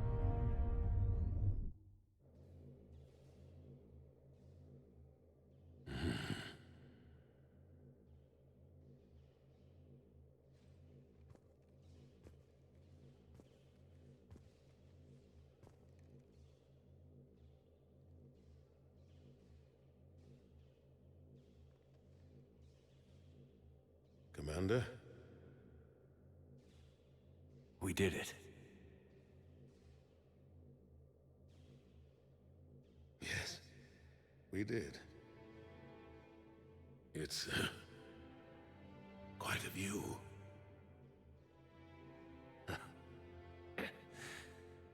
Best seats in the house. God. Feels like years since I just sat down. I think you earned a rest. Anderson? Stay with me. We're almost through this. You did good, son. You did good. I'm proud of you. Thank you, sir. Anderson?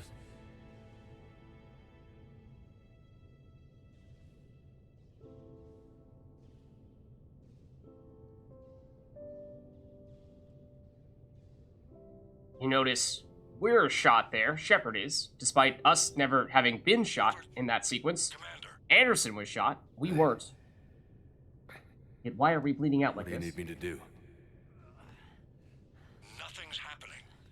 The Crucible's not firing. Because Anderson is us, part of our mind. It's gotta be something on your end. And Hackett doesn't know we're in here. Because no one in the Alliance Shepard. realizes that anyone made it in. I'm not sure how to... They were watching, and they said everyone was defeated or retreated. Commander.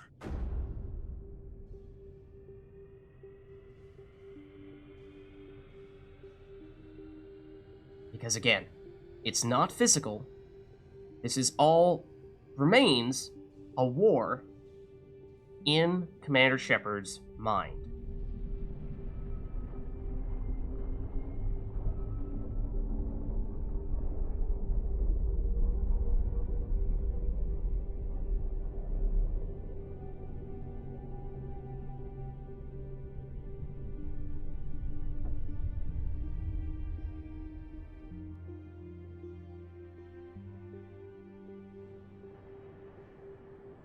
And while it may have seemed that by defeating the Elusive Man, that we had cut off the potential for corruption, we had shut down the pull of indoctrination, but perhaps we Wake aren't up. done just yet.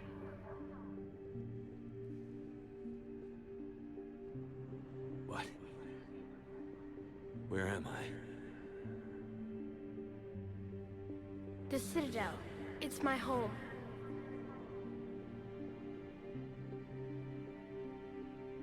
Who are you? I am the catalyst.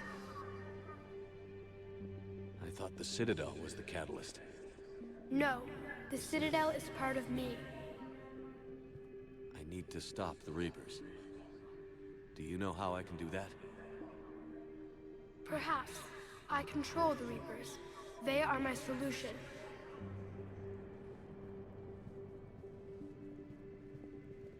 Solution? To what? Chaos. And this Created will always rebel against their creators. is the part. But we found a way to stop that from happening. A way to restore order. Oft criticized. Wiping out organic life? No, we harvest advanced civilizations, leaving the younger ones alone. Just as we left your people alive the last time we were here. But you killed the rest. We helped them ascend, so they can make way for new life, storing the old life in Reaper form.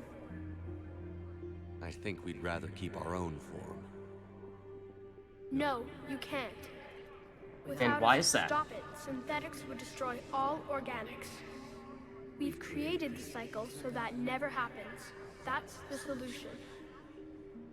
Okay, so the overarching logic that Starchild / Catalyst is trying to feed us here is that supposedly organics and synthetics inherently cannot coexist. They are doomed to fight each other out, and synthetics will always win. That's the argument they're making. And for that reason, in order to prevent organics from being completely destroyed, they need to be harvested by the Reapers and preserved in Reaper-like form. So, okay then, let's ask a little more. You said you're the catalyst, but what are you? A construct, an intelligence designed eons ago to solve a problem. I was created to bring balance, to be the catalyst for peace between organics and synthetics. So you're just an AI? Inasmuch as you are just an animal, I embody the collective intelligence of all Reapers. Is that so? But you were created. Correct. By who? By ones who recognized that conflict would always arise between synthetics and organics. I was first created to oversee the relations between synthetic and organic life, to establish a connection. But our efforts always ended in conflict, so a new solution was required. The Reapers? Precisely. Okay, so a few things there. The whole argument of organics and synthetics are doomed to wipe each other out is inherently flawed, because we have disproved this very assertion in finding peace between the Quarians and the Geth. That alone has disproved the entire crux of their whole system for every 50,000 years, wiping out almost all advanced life in the galaxy. Pretty extreme, the measures that they are going to, and yet you would think they would test their hypothesis a little more before going to such extremes, because, as we just said, we have already disproved it, which, that alone, makes this Star Child's theory incredibly flawed. The other thing is that the Star Child just said that they are the collective intelligence, I believe, of all Reapers, is what they said, and there is one such being that we in fact already know of that falls under roughly that same description. And no, it's not this Star Child, or at least that's not usually the way that we see it appear, because yeah, we've encountered it many times before. It has in many ways been our primary nemesis throughout this entire ordeal, that being the leader of the Reapers, Harbinger. So, was that just a cryptic way for this Star Child to reveal its true identity? That in fact, it is actually Harbinger? Just disguised as this image that would seem familiar, that would let Shepard take his guard down and perhaps fall vulnerable to this argument, because ultimately, this was created, and the thing is, if this is still a Reaper, if this is in fact Harbinger, and in that case, that would mean Harbinger is therefore our chief opponent, our primary enemy, and at this stage, when we are on the cusp of perhaps being able to destroy all the Reapers, as we intended to do, Harbinger would do any and everything to try to stop us from doing that, right? Wouldn't say just let us waltz on in to the single most important critical weakness of the entire Reaper fleet, and would have probably loaded up with every single Reaper capital ship that they have, every destroyer that they have, put it right on that beam, prevent anyone from going anywhere near it, because if that's the only way you can get destroyed, then, of course, if they want to win this war, they're going to stop us from doing that. Except, we were able to waltz on in there with 3 Husks and 1 Marauder, the only things blocking us, which would seem awfully weird, awfully odd, if that's how the Reapers were trying to fortify their most critical weakness. So that would suggest that perhaps, again, it's not really a physical confrontation. We are not actually here, as much as this is the last test, the last stage of this mental conflict between Shepard and Shepard's original uncorrupted mind and the Reapers and their pull of indoctrination trying to influence Shepard into, at this last minute, prevent Shepard from destroying them. And that may be why, one of the reasons why, the Star Child slash Are You Really Harbinger? Possibly. Trying to convince us that, you know, this whole humans, or rather, organics and synthetics thing, it's no good. It's no good. It's not sustainable. We of course know that the Leviathans were the ones that created the Reapers initially. I met your creators. They told me what you did to them. We did as we were expecting. They said you betrayed them. That you turned them into Harbinger. When they asked that I solve the problem of conflict, they failed to understand they were part of the problem themselves. The flaws of their organic reasoning could not perceive this. They lacked the foresight to understand their destruction was part of the very solution they required. Well, they've joined this war now. And I welcome their involvement. I am only facilitating their request. And so again, the Star Child here said that they were the first one created to solve this problem, and we learned from the Leviathans that the first Reaper that they created to solve this problem of trying to preserve organic life was Harbinger. So further confirmation, Star Child is Harbinger.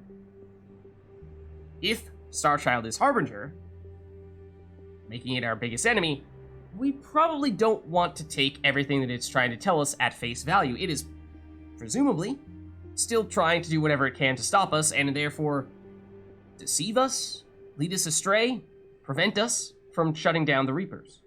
Where did the Reapers come from? Did you create them? My creators gave them form.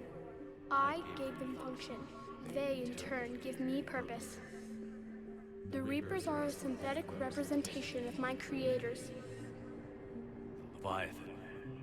Yes, they created me to oversee the relations between synthetic and organic life, to establish a connection. They became the first true Reaper. They did not approve, but it was the only solution. You've said that before. But how do the Reapers solve anything? They don't. Organics create synthetics to improve their own existence, but those improvements have limits. To exceed those limits, synthetics must be allowed to evolve. They must, by definition, surpass their creators. The result is conflict, destruction, chaos. It is inevitable. Except we've disproved that already. All life, to get in the Quarians. Organic and synthetic, preserving them before they are forever lost to this conflict. And how is the solution to conflict creating and instigating and upholding that conflict?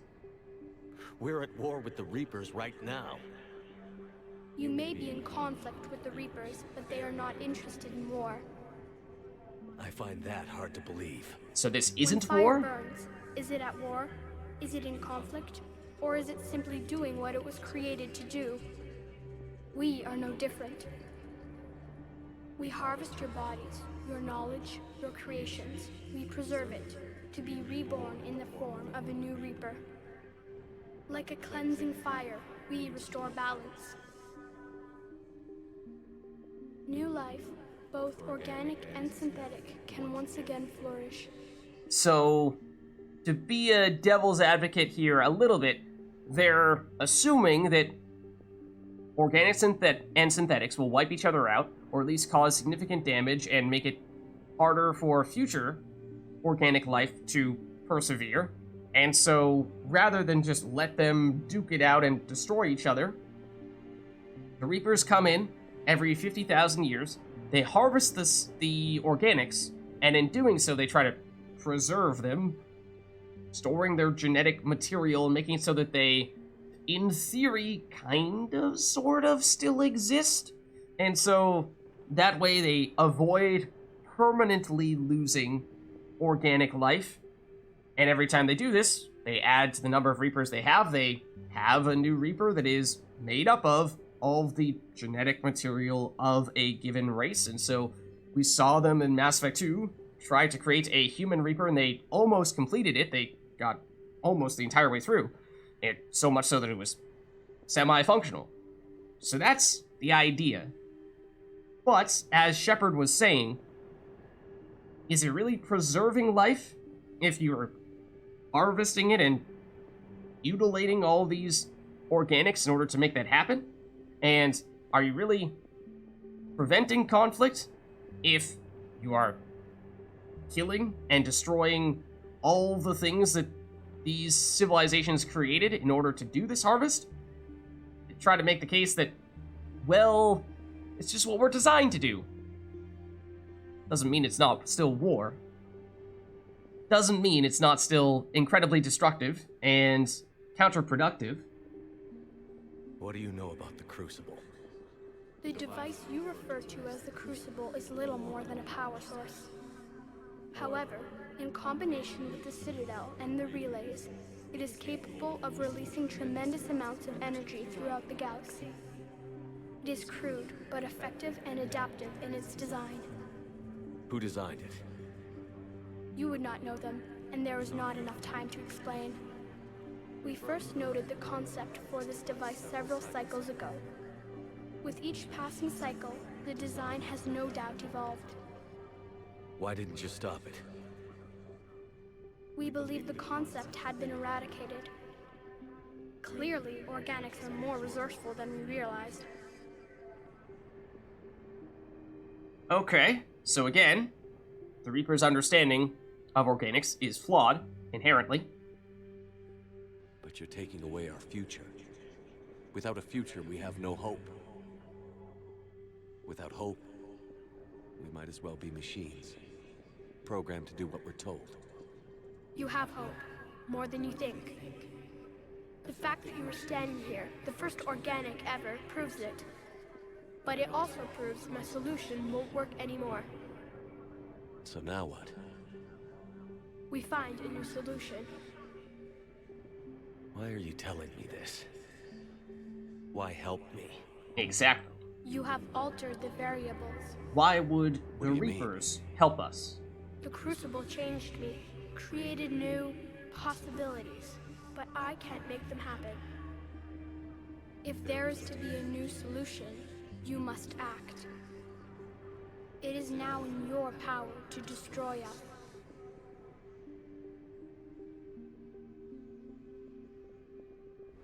Of course, our original intention, destroy the Reapers, always the goal. But be warned, others will be destroyed as well. But the Reapers naturally would not want us to do that. All synthetics will be targeted. Even you are partly synthetic. We were brought back to life, in part because of cybernetic implants that Cerberus installed. So there's that. There's, you say all synthetics would be destroyed. That obviously includes Geth, that includes Edie as well. However, remember, this is a Reaper that is describing this option to us, and so naturally, a Reaper would, when we're right on the cusp of having the ability to destroy all of the Reapers, would do any and everything to convince us that that is not the thing that we should do, and so, in the way that they describe it, they are obviously going to make it sound like that is not a good idea, which is why they would make it sound like it will lead to chaos. They'll emphasize the negative consequences of it. They might even fib a bit to mislead us into, rather than taking the choice that we would normally choose to do, taking the choice that the Reapers would like us to do. What exactly will happen? Your Crucible device appears to be largely intact. However, the effects of the blast will not be constrained to the Reapers. Technology you rely on will be affected, but those who survive should have little difficulty repairing the damage. Little difficulty repairing damage. There will still be losses, but no more than what has already been lost. Which would mean that perhaps even if choosing this destroy option would also take out EDI, take out the Geth, take out the mass relays, then they can all be rebuilt. The Geth and EDI are technically software, not hardware, and so if it's just destroying hardware, then perhaps that is easier to repair, and maybe with a little bit of work, it isn't all doom and gloom for the Geth, EDI, and mass relays. And the purported downside of this option is not nearly as bad as the Reapers are trying to make it sound. Because again, why would the Reapers want us to destroy them? They will do any and everything they can to stop us. But the Reapers will be destroyed? Yes, but the peace won't last. Again, trying to make it sound Children will like it create won't synthetics, be and as then effective the chaos will come back. as we would think. There has to be another way. There is. You could instead use the energy of the Crucible to seize control of the Reapers. So, the elusive man was right after all. Yes, but he could never have taken control, because we already controlled him. But I can. You will die. You will control us, but you will lose everything you have. Okay, so, option number 2, control. The thing that the elusive man had advocated for the entire time. Obviously, he was indoctrinated, and so, as we have said many, many times before, it is an incredibly flawed idea that has never worked before, and the Star Child here just said that it would have never worked for the elusive man, but said that it would have worked for us. And doesn't say why, says it wouldn't have worked for the elusive man because he was already controlled by them. But, so it works for us because the Reapers don't already control us? How does that suddenly make it work for us? That doesn't really make sense. And, not to mention, also, well, I mean, there's we've heard many times before that, with the Protheans, it didn't work for them. Why would control work here in this instance? Maybe the Crucible somehow does provide us with the space magics to make it work this time and truthfully, successfully control the Reapers, but, once again, what are the Reapers going to do? If Shepard is about to potentially destroy them, are they going to encourage Shepard to destroy them? Or are the Reapers going to encourage Shepard to not destroy them? Obviously, they're going to do whatever they can to encourage Shepard to not destroy them. And once again, that means they will try to shape the narrative in such a way as to make it sound like this will work. Because, once again, the entire time we've been playing Mass Effect, our goal has been to destroy the Reapers. And we have always laughed at people who said, oh, we're gonna try to control the Reapers, that'll work, right? Because it has never worked, and it will never work. How can I control the Reapers if I'm dead? Your corporeal form will be dissolved, but your thoughts and even your memories will continue. Your connection to your kind will be lost, though you will remain aware of their existence. Our connection to our kind would be lost as well. So basically, we get turned into a robot, an AI, that becomes, well, let's see, becomes capable of controlling the Reapers somehow, some way. I mean, in theory, maybe it's still us, at least initially, but that certainly sounds like a trap. I mean, again, the Reapers would do whatever they can to try to preserve themselves and prevent us from destroying them. If they can persuade us into thinking that we can control them, then maybe, that they give us that false glimmer of hope only to pull the rug out from under us, and it gets revealed that, you thought you could do it, but in truth, it was just a trap all along, and the Reapers have just totally bamboozled you. And for some reason, you've gone back on absolutely everything that you stood for your entire mission here. And now the Reapers continue to exist, have wiped out their most significant adversary in Commander Shepard, the one that was most capable of taking them out, and you just stood right there and let them do it. But the Reapers will obey me? Yes. Sure. We will be yours to control and direct as you see fit, says the leader of the Reapers. There is another solution. Synthesis. And that is? Add your energy to the crucibles. The chain reaction will combine all synthetic and organic life into a new framework, a new DNA. Combine synthetics and organics. First of all, space magic. How is that even possible? It makes no sense. Explain how my energy can be added to the crucible. Your organic energy, the essence of who and what you are, will be broken down and then dispersed. To do what, exactly? The energy of the crucible, released in this way, will alter the matrix of all organic life in the galaxy. Organics seek perfection through technology. Synthetics seek perfection through understanding. Organics will be perfected by integrating fully with synthetic technology. Synthetics, in turn, will finally have full understanding of organics. It is the ideal solution. Now that we know it is possible, it is inevitable we will reach synthesis. Why couldn't you do it sooner? We have tried a similar solution in the past, but it has always failed. Why? Because the organics were not ready. It is not something that can be forced. You are ready, and you may choose it. Okay, now this one, again, the explanation is still quite odd. How does somehow there's a way to combine organics and synthetics across the entire galaxy through DNA, even though at least synthetics don't have DNA. And for this one, some important things to bear in mind. I mean, the Star Child here says it's inevitable, but why? Again, no underlying reasoning for that. And so we saw that for Destroy, that was sort of, Anderson was the poster child of that idea. He's the one who has been behind us from the start, saying, our objective is to destroy the Reapers. Control, as we said, Elusive Man, the one who was all in on trying to use the Reapers for his own purposes.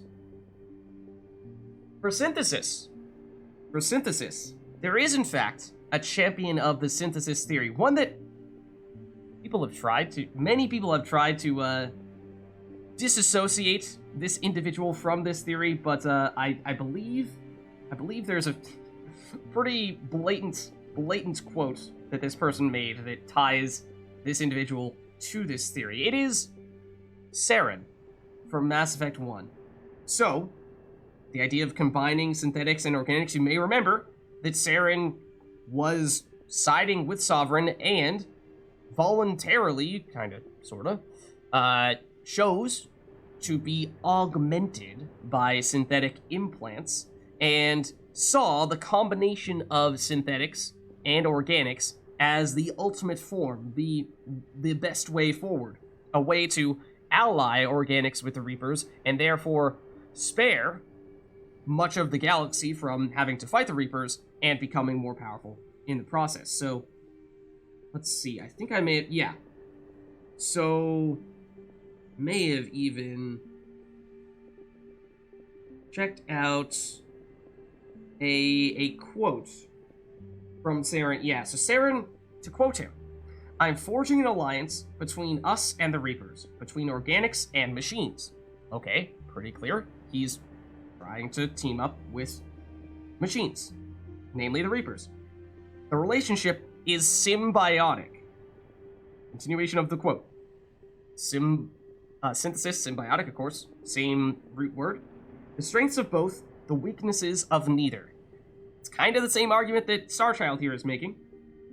In doing so, I will save more lives than have ever existed. So he thinks that it's not just for some reason, I've seen some people try to discredit that by saying that, oh, well, no, it's totally not what Saren was trying to do, and it's just for his own personal gain. No, and then he said, in doing so, I will save more lives than have ever existed. It's an altruistic goal, and he genuinely thinks that it is the way forward, and it's basically the same argument that the Starchild here is making right now. And so, basically, I mean, that is a pretty big change. Not to mention, the other argument that many people will make against this one is that, we just magically change the DNA of every single organic being in the galaxy against their consent, because we felt like it? It's pretty extreme. Not to mention scientifically completely outlandish. I don't know. Why not? Synthetics are already part of you. Can you imagine your life without them? And there will be peace? The cycle will end. The Reapers will cease their harvest, and the civilizations preserved in their forms will be connected to all of us. Synthesis is the final evolution of all life. And there's a reason why Starchild says that. But you have to choose. Okay, and now is our time to choose. Right is destroy. Left is control. Middle is synthesis. Synthesis, mind you, combining organics with synthetics, we've seen it before. We've seen it many times before. It's reaperification. That is exactly what the Reapers do. What is a human that is combined synthetics and organics? It's a husk. It's a husk. And naturally, because Starchild is a Reaper, Starchild would encourage us above all else to use synthesis because it turns the entire galaxy into Reapers. That's ideal for them. It would stop the conflict, not a lie, because everyone would become a Reaper. And there's no one left to fight the Reapers. Shared consciousness. Yeah, everyone is part of the Reaper hive mind. Not exactly what we're looking for here, so sometimes people do see synthesis as this utopia option, this idealistic approach where everything is fine, everything is perfect, it's the best of synthetics, it's the best of organics, what could possibly go wrong? Yeah, except if you look at the details here, combining synthetics and organics turns you into husks, cannibals, marauders, brutes, banshees. Is that what you want? Because that's what we've seen. And of course, as we were saying before, the champion of destroy is Anderson. The champion of control is the elusive man. The champion of synthesis is Saren. Who are we going to trust here? Whose approach do we take? As I've said many times before, our goal all along was to destroy the Reapers. Now that suddenly we've been granted this seemingly additional amazing power to have the ability to either control the Reapers or merge with the Reapers, is that enough to, in the last 10 minutes of the game, change our entire objective that we've had through our entire trilogy? Surely not. Surely not. And that is why this right here is the final and conclusive test in Shepard's mind as to, do we choose control, attempt to side with the Reapers, and submit to indoctrination, because there is no such thing as successfully controlling the Reapers. We have seen everyone who has tried has failed and gets controlled by the Reapers, not the other way around. Do we go for synthesis, where we have also seen that it is a similar end result? Basically leads to indoctrination and reaperification, where everyone's bodies are completely mutilated and they're this strange amalgamation of organic and synthetic, and created this war in the first place with all the Reaper enemies that we've been facing. So, for that reason, the only successful way to resist indoctrination here in this war of the mind against the Reapers as they continue to try to trick us and indoctrinate us is to choose destroy. So we'll waddle our way over, weakened as we may seem to be mentally, because again, not actually physical. But if we continue to proceed to the destroy option, pay very close attention to Shepard's posture and the way that he's walking. Because right now we may be hobbling.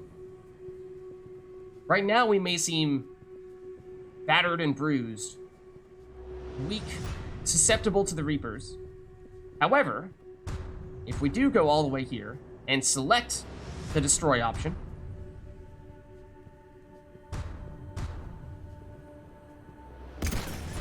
then what we'll find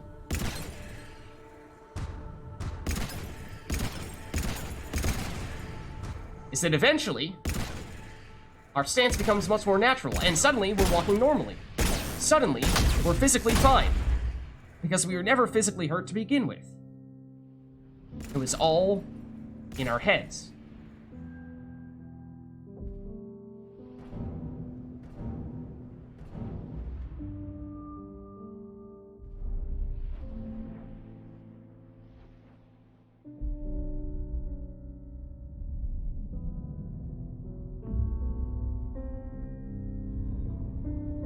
All fleets, the Crucible is armed. Disengage and head to the rendezvous point. I repeat, disengage and get the hell out of here. Joker, it's time to go. Damn it.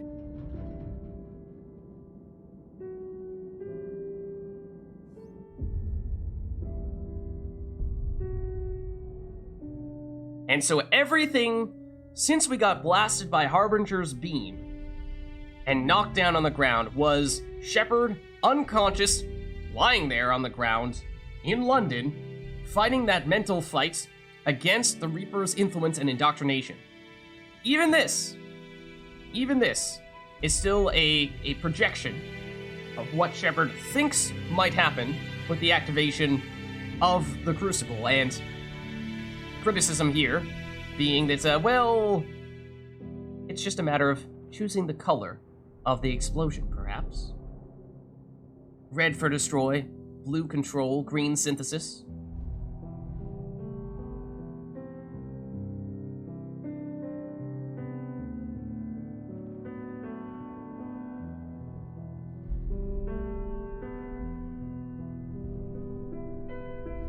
But maybe it's more than that.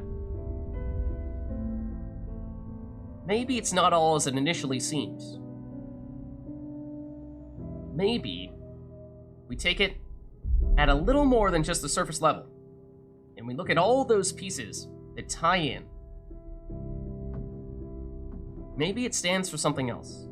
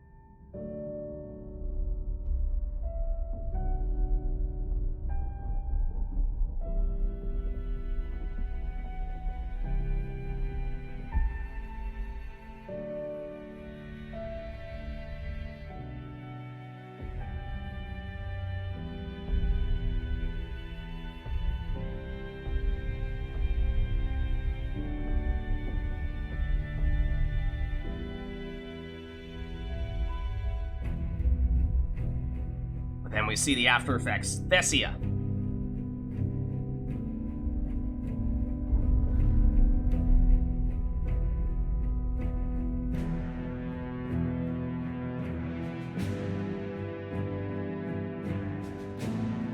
Tachanka.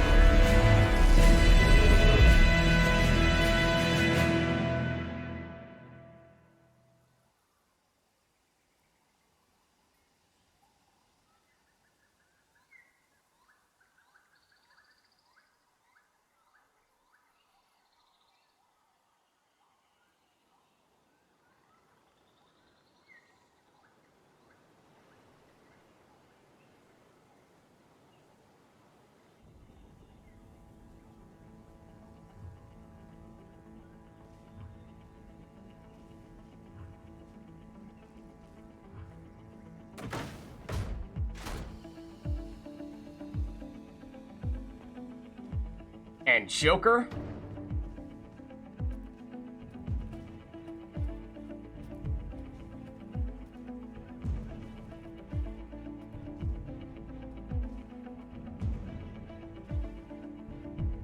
Tally?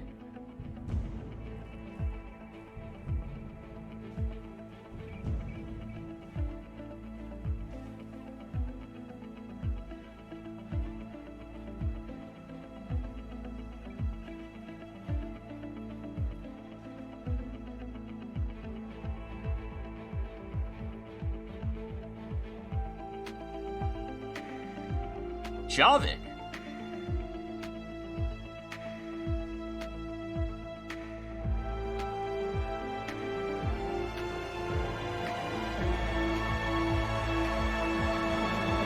They all live on.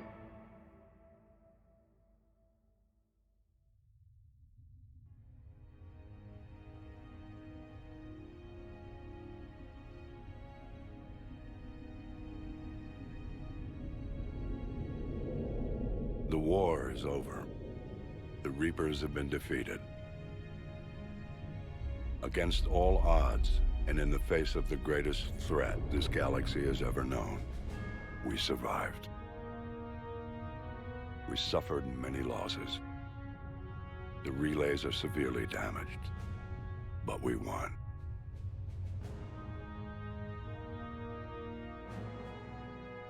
This victory belongs to each of us.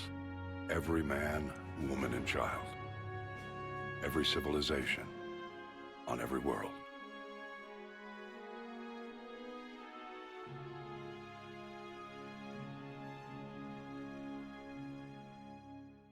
And you can see many of our squad mates here. The after effects, for them,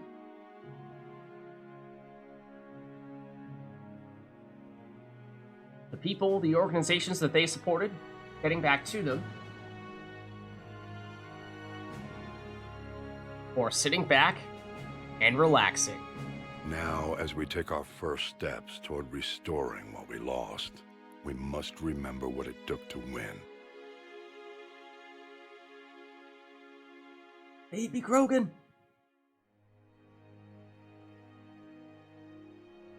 This wasn't a victory by a single fleet, a single army, or even a single species. If this war has taught us anything, it is that we are at our strongest when we work together. The Geth and the Quarians together. Oh no, no. And if we can put that was down also our Quarian. grievances Make no long mistake. enough to stop It was something Silver, as but it powerful wasn't. as the Reapers. Imagine what we can achieve now that they are defeated. It will take time, but we can rebuild everything that was destroyed. We can rebuild everything that was destroyed. Mass Our homes, relays, our Geth, worlds, ED. our fleets and defenses. All of this and more. Together, we can build a future greater than any one of us could imagine. A future paid for by the sacrifices of those who fought and died alongside us. And they'll never be forgotten. A future that many will never see.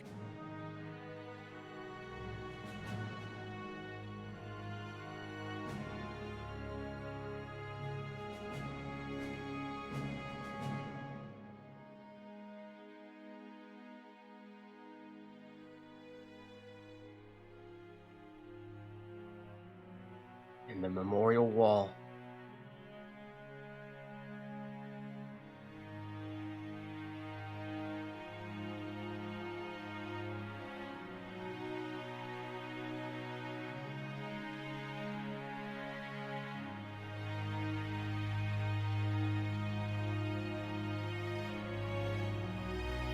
Captain Anderson, of course, or Admiral Anderson, now on that list.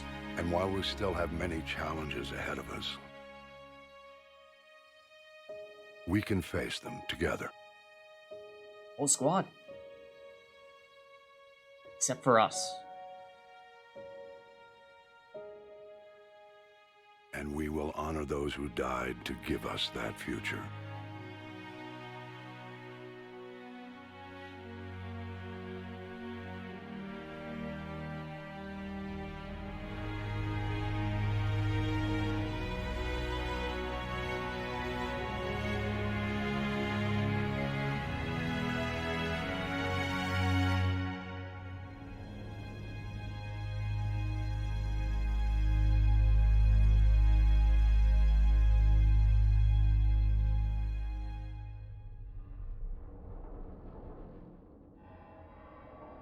Unless...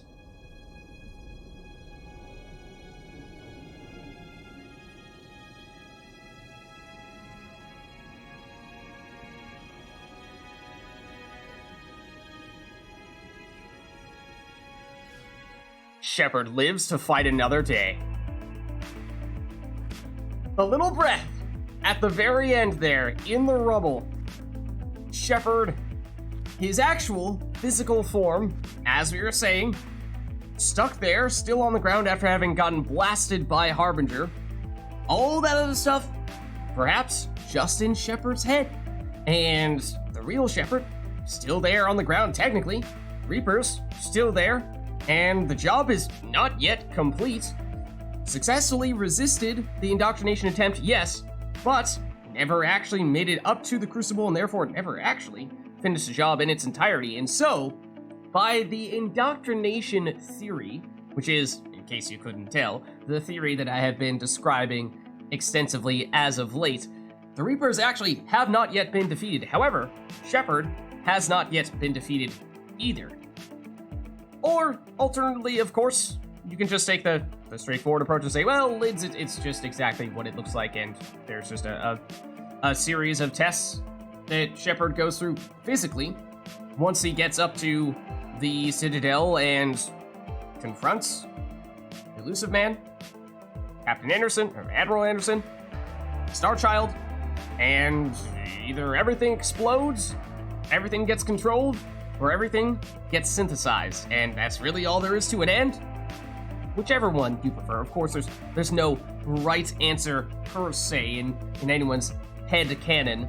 Technically, I think that just to talk about counter arguments against the indoctrination theory, because it is a very controversial theory at that. But I think personally that almost every time that I've heard someone try to argue against it, they've just conveniently left out some of the important facts that help support the theory. And so, if you're not looking at all the information, then you're not making a sound argument for or against it.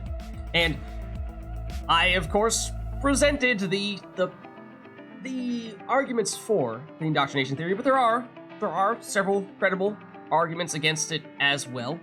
Chief among them being that on both the Ilos and Thessia missions, Mass Effect 1 and Mass Effect 3 respectively, where we encounter the Prothean VIs, Vigil and Vendetta respectively, they on both occasions say when Shepard arrives that there is no presence of an indoctrinated individual, and that's why they are willing and able to share a bunch of important information with us. Whereas, especially on Thessia, where a few moments later, Kai Lang walks up and then the Vendetta VI does say indoctrinated individual detected and then basically shuts down. So that's a part where people would make the case, well, if Shepard... It's one thing to say Shepard was or was not indoctrinated by Ilos. I mean, that's obviously very early on in the trilogy, towards the end of Mass Effect 1, but most of the things that we discussed in terms of the things that could potentially bring that indoctrination, that corruption to Shepard's mind, a lot of that came in Mass Effect 2.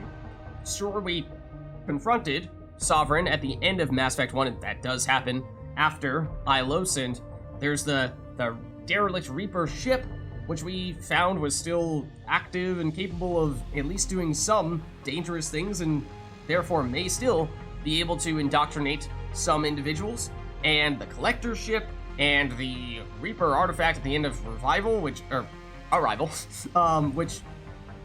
very rapidly indoctrinated the entire team. All that stuff happened in Mass Effect 2, and then obviously in Mass Effect 3, Reapers are everywhere, and we're surrounded by them on several occasions in close proximity to a number of destroyers on Earth. Palaven to a lesser extent, because for the most part I think they're actually on Palaven, not Mane, which is the moon of Palaven, which is actually where we were. Surkesh, actually no Reapers there, that was all Cerberus, but Tuchanka, yes. Rannoch, yes.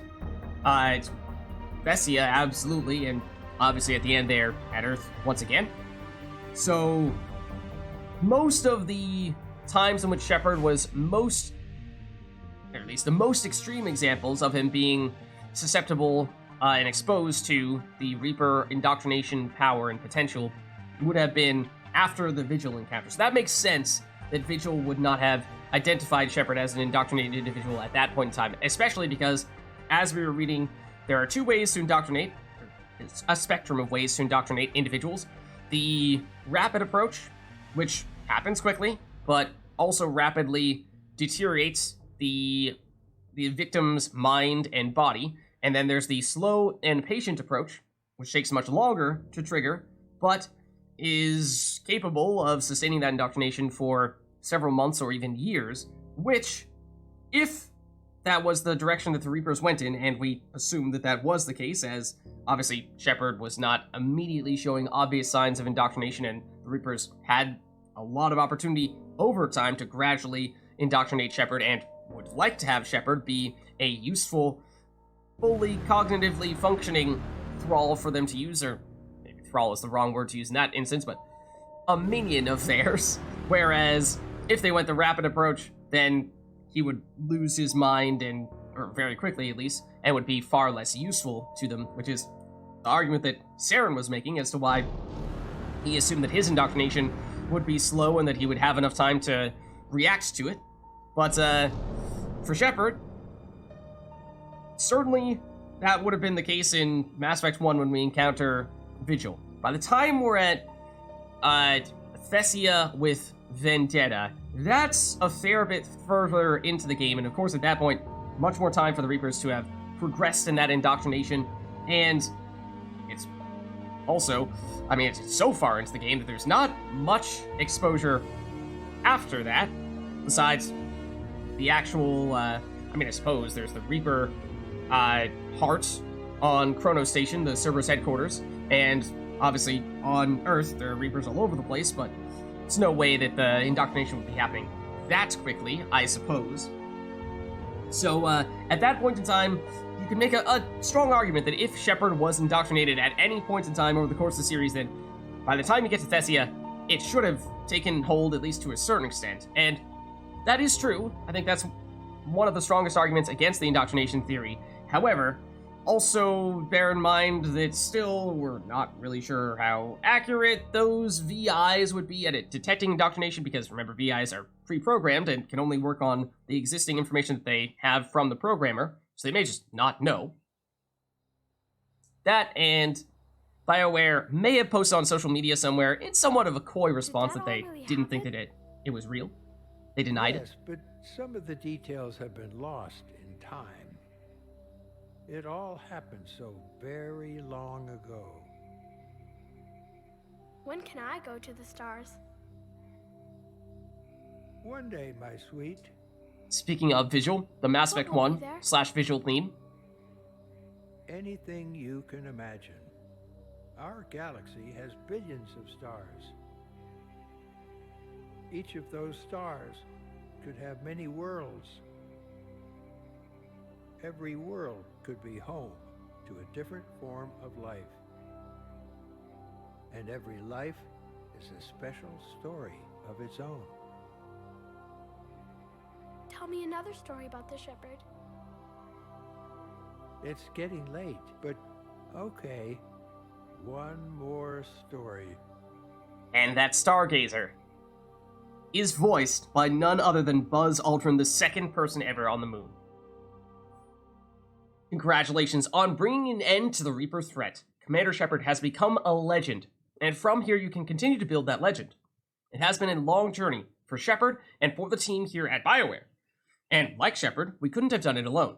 The Mass Effect trilogy began as the vision of a small team, but over the years it has grown. That growth has been fueled and shaped by the feedback and support of our player community. Thank you for joining us on this journey, and we look forward to sharing further adventures with you in the Mass Effect universe, the Mass Effect team. So I think that is the message that was originally from Mass Effect 3. I don't think there's anything updated for that for Legendary Edition. Of course, we saw that after Mass Effect 3, they did also release Mass Effect Andromeda. And so, if you're wondering, hey Liz, we finished Mass Effect 3, the entirety of the Mass Effect trilogy. What's next? What's the plan? Well, I mean, first and foremost, thank you, everybody who joined us for this journey. I mean, if you consider dating all the way back to when we did Mass Effect 1, Mass Effect 2, Mass Effect 3, it has been almost, if not potentially, an entire year in the process. We went slow and steady, but we made sure we went, you know, for that 100% completion, and at least for each progressive game, we bumped up the difficulty, and by the time we got to Mass Effect 3, we were talking about Insanity difficulty, which I had never done before, so that was brand new to me, and of course, that added some additional challenges as well. But, as for what comes next, well, I suppose there is, of course, Mass Effect Andromeda, which I personally have never actually played before. I was following, what with Mass Effect, the original trilogy being my favorite game ever, I was very intrigued when I heard news of Andromeda being in development, and I was following it very closely, was looking forward to getting the chance to play it as soon as it came out. Then there were all the negative reviews, the bad press that came out when the game was released, and I also didn't have a console or computer at the time capable of running it, and it felt like, okay, you know, in that instance, maybe not, doesn't make the most sense to go out and purchase something to run it if the game is not going to be all that good.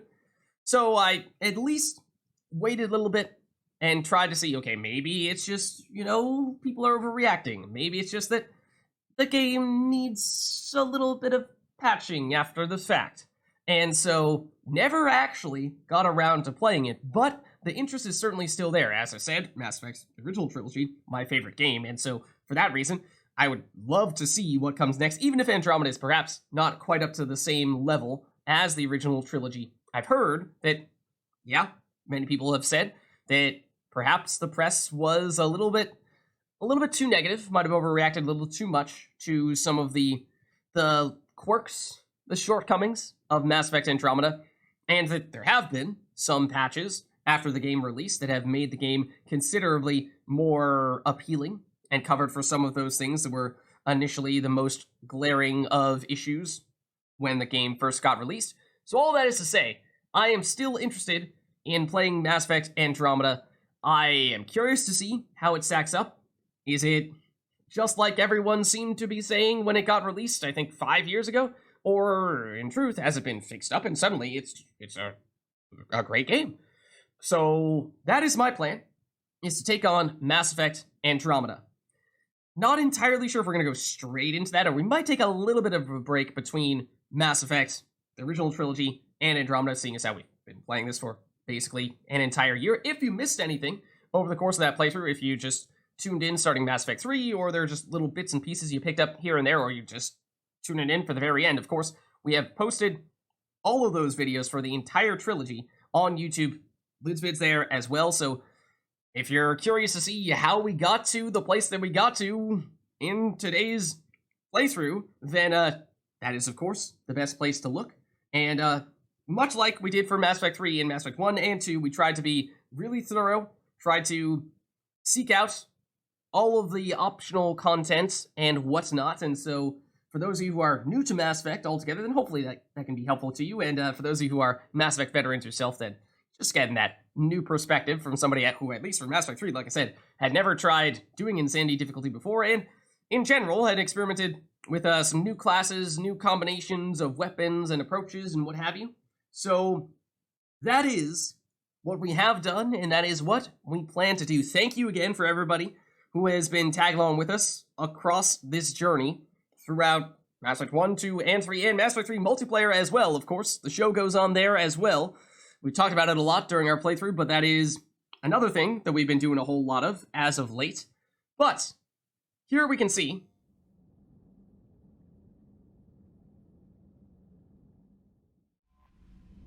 that we do end up back here on the Normandy. Commander? And what happens here is that the game loads us back in just before the point of no return. So if we wanted to, we could play the latter 10% of the game again if we'd like. Or that whole maybe one more story thing is a way of the game telling you, by the way, it is now an option for you to play a new game plus with the same character that you just used before. You can start back off at the beginning, and in terms of what changes, what stays the same, so you keep the same class, you keep the same level, powers, reputation, weapons, weapon mods, armor, credits, all that stuff remains the same. So there are some notable things there, like, for example, you can't change your class. So, you know, if you're playing your first one on Adept, like we did, and then you want to go for something that's more tech-oriented, like an engineer or a soldier, you're going to have to start from scratch with a new game, at least to do a character like that. But there are some other things, like the weapons. We're initially maxed out at level 5 with our first playthrough. New Game Plus goes up to a maximum of 10, so Garrus with Typhoon, oh man. Upgrade that even further, even stronger than what we experienced. I can't even imagine that. War assets, at least the ones that we gained in Mass Effect 3, get reset, and the Intel Terminal upgrades, the things that we get in Liara's room next to Glyph, that stuff resets as well. But other than that, of course, if New Game Plus is of interest to you, then that's sort of the lay of the land for what happens if you're interested in trying that stuff out. And in terms of overall, how did we feel Mass Effect Legendary Edition was? How did it compare to the original trilogy? Is it worth the investment? Is it worth the time?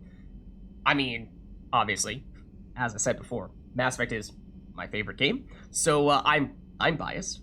But I was in many ways just looking for an excuse to get back into the Mass Effect trilogy because it had been a while. It had been a long time since certainly I'd last played Mass Effect 2 and Mass Effect 3. I had played Mass Effect 1 on a few separate occasions, and so that one was a little bit fresher for me, even though it's the oldest game. It felt like it was the most familiar to me. So that one felt like it was, you know, more of the same kind of fun that I had previously. Whereas Mass Effect 2 especially was actually the one that I had gone the longest without playing. So that one, in some ways at times, just felt like I was playing an entirely new game again. Like there was, of course, I remember the big things happening, but I didn't always remember how exactly they happened, how the missions played out. And so to see and meet and spend time with all the characters that people know and love, but to get the chance to go through that whole experience again and almost have it feel like I was doing it for the first time all over again, that was awesome. So, loved that. And then Mass Effect 3 felt a little more familiar.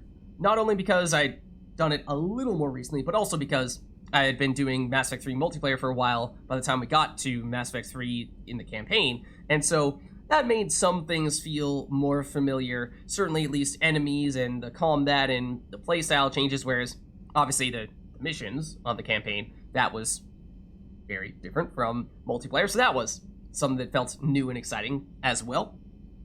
So overall, of course, as you can probably imagine, still a huge fan of Mass Effect. Still love the chance to get the chance to play it again and experience it through, in some ways, almost like a new set of eyes. And hopefully, if you guys are trying out Mass Effect for the first time yourself, it was an eye-opening experience for you as well, and hopefully it encourages you to try it out for yourself.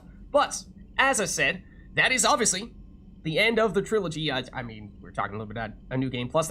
I don't intend to do any New Game Plussing anytime soon, but who knows in the future.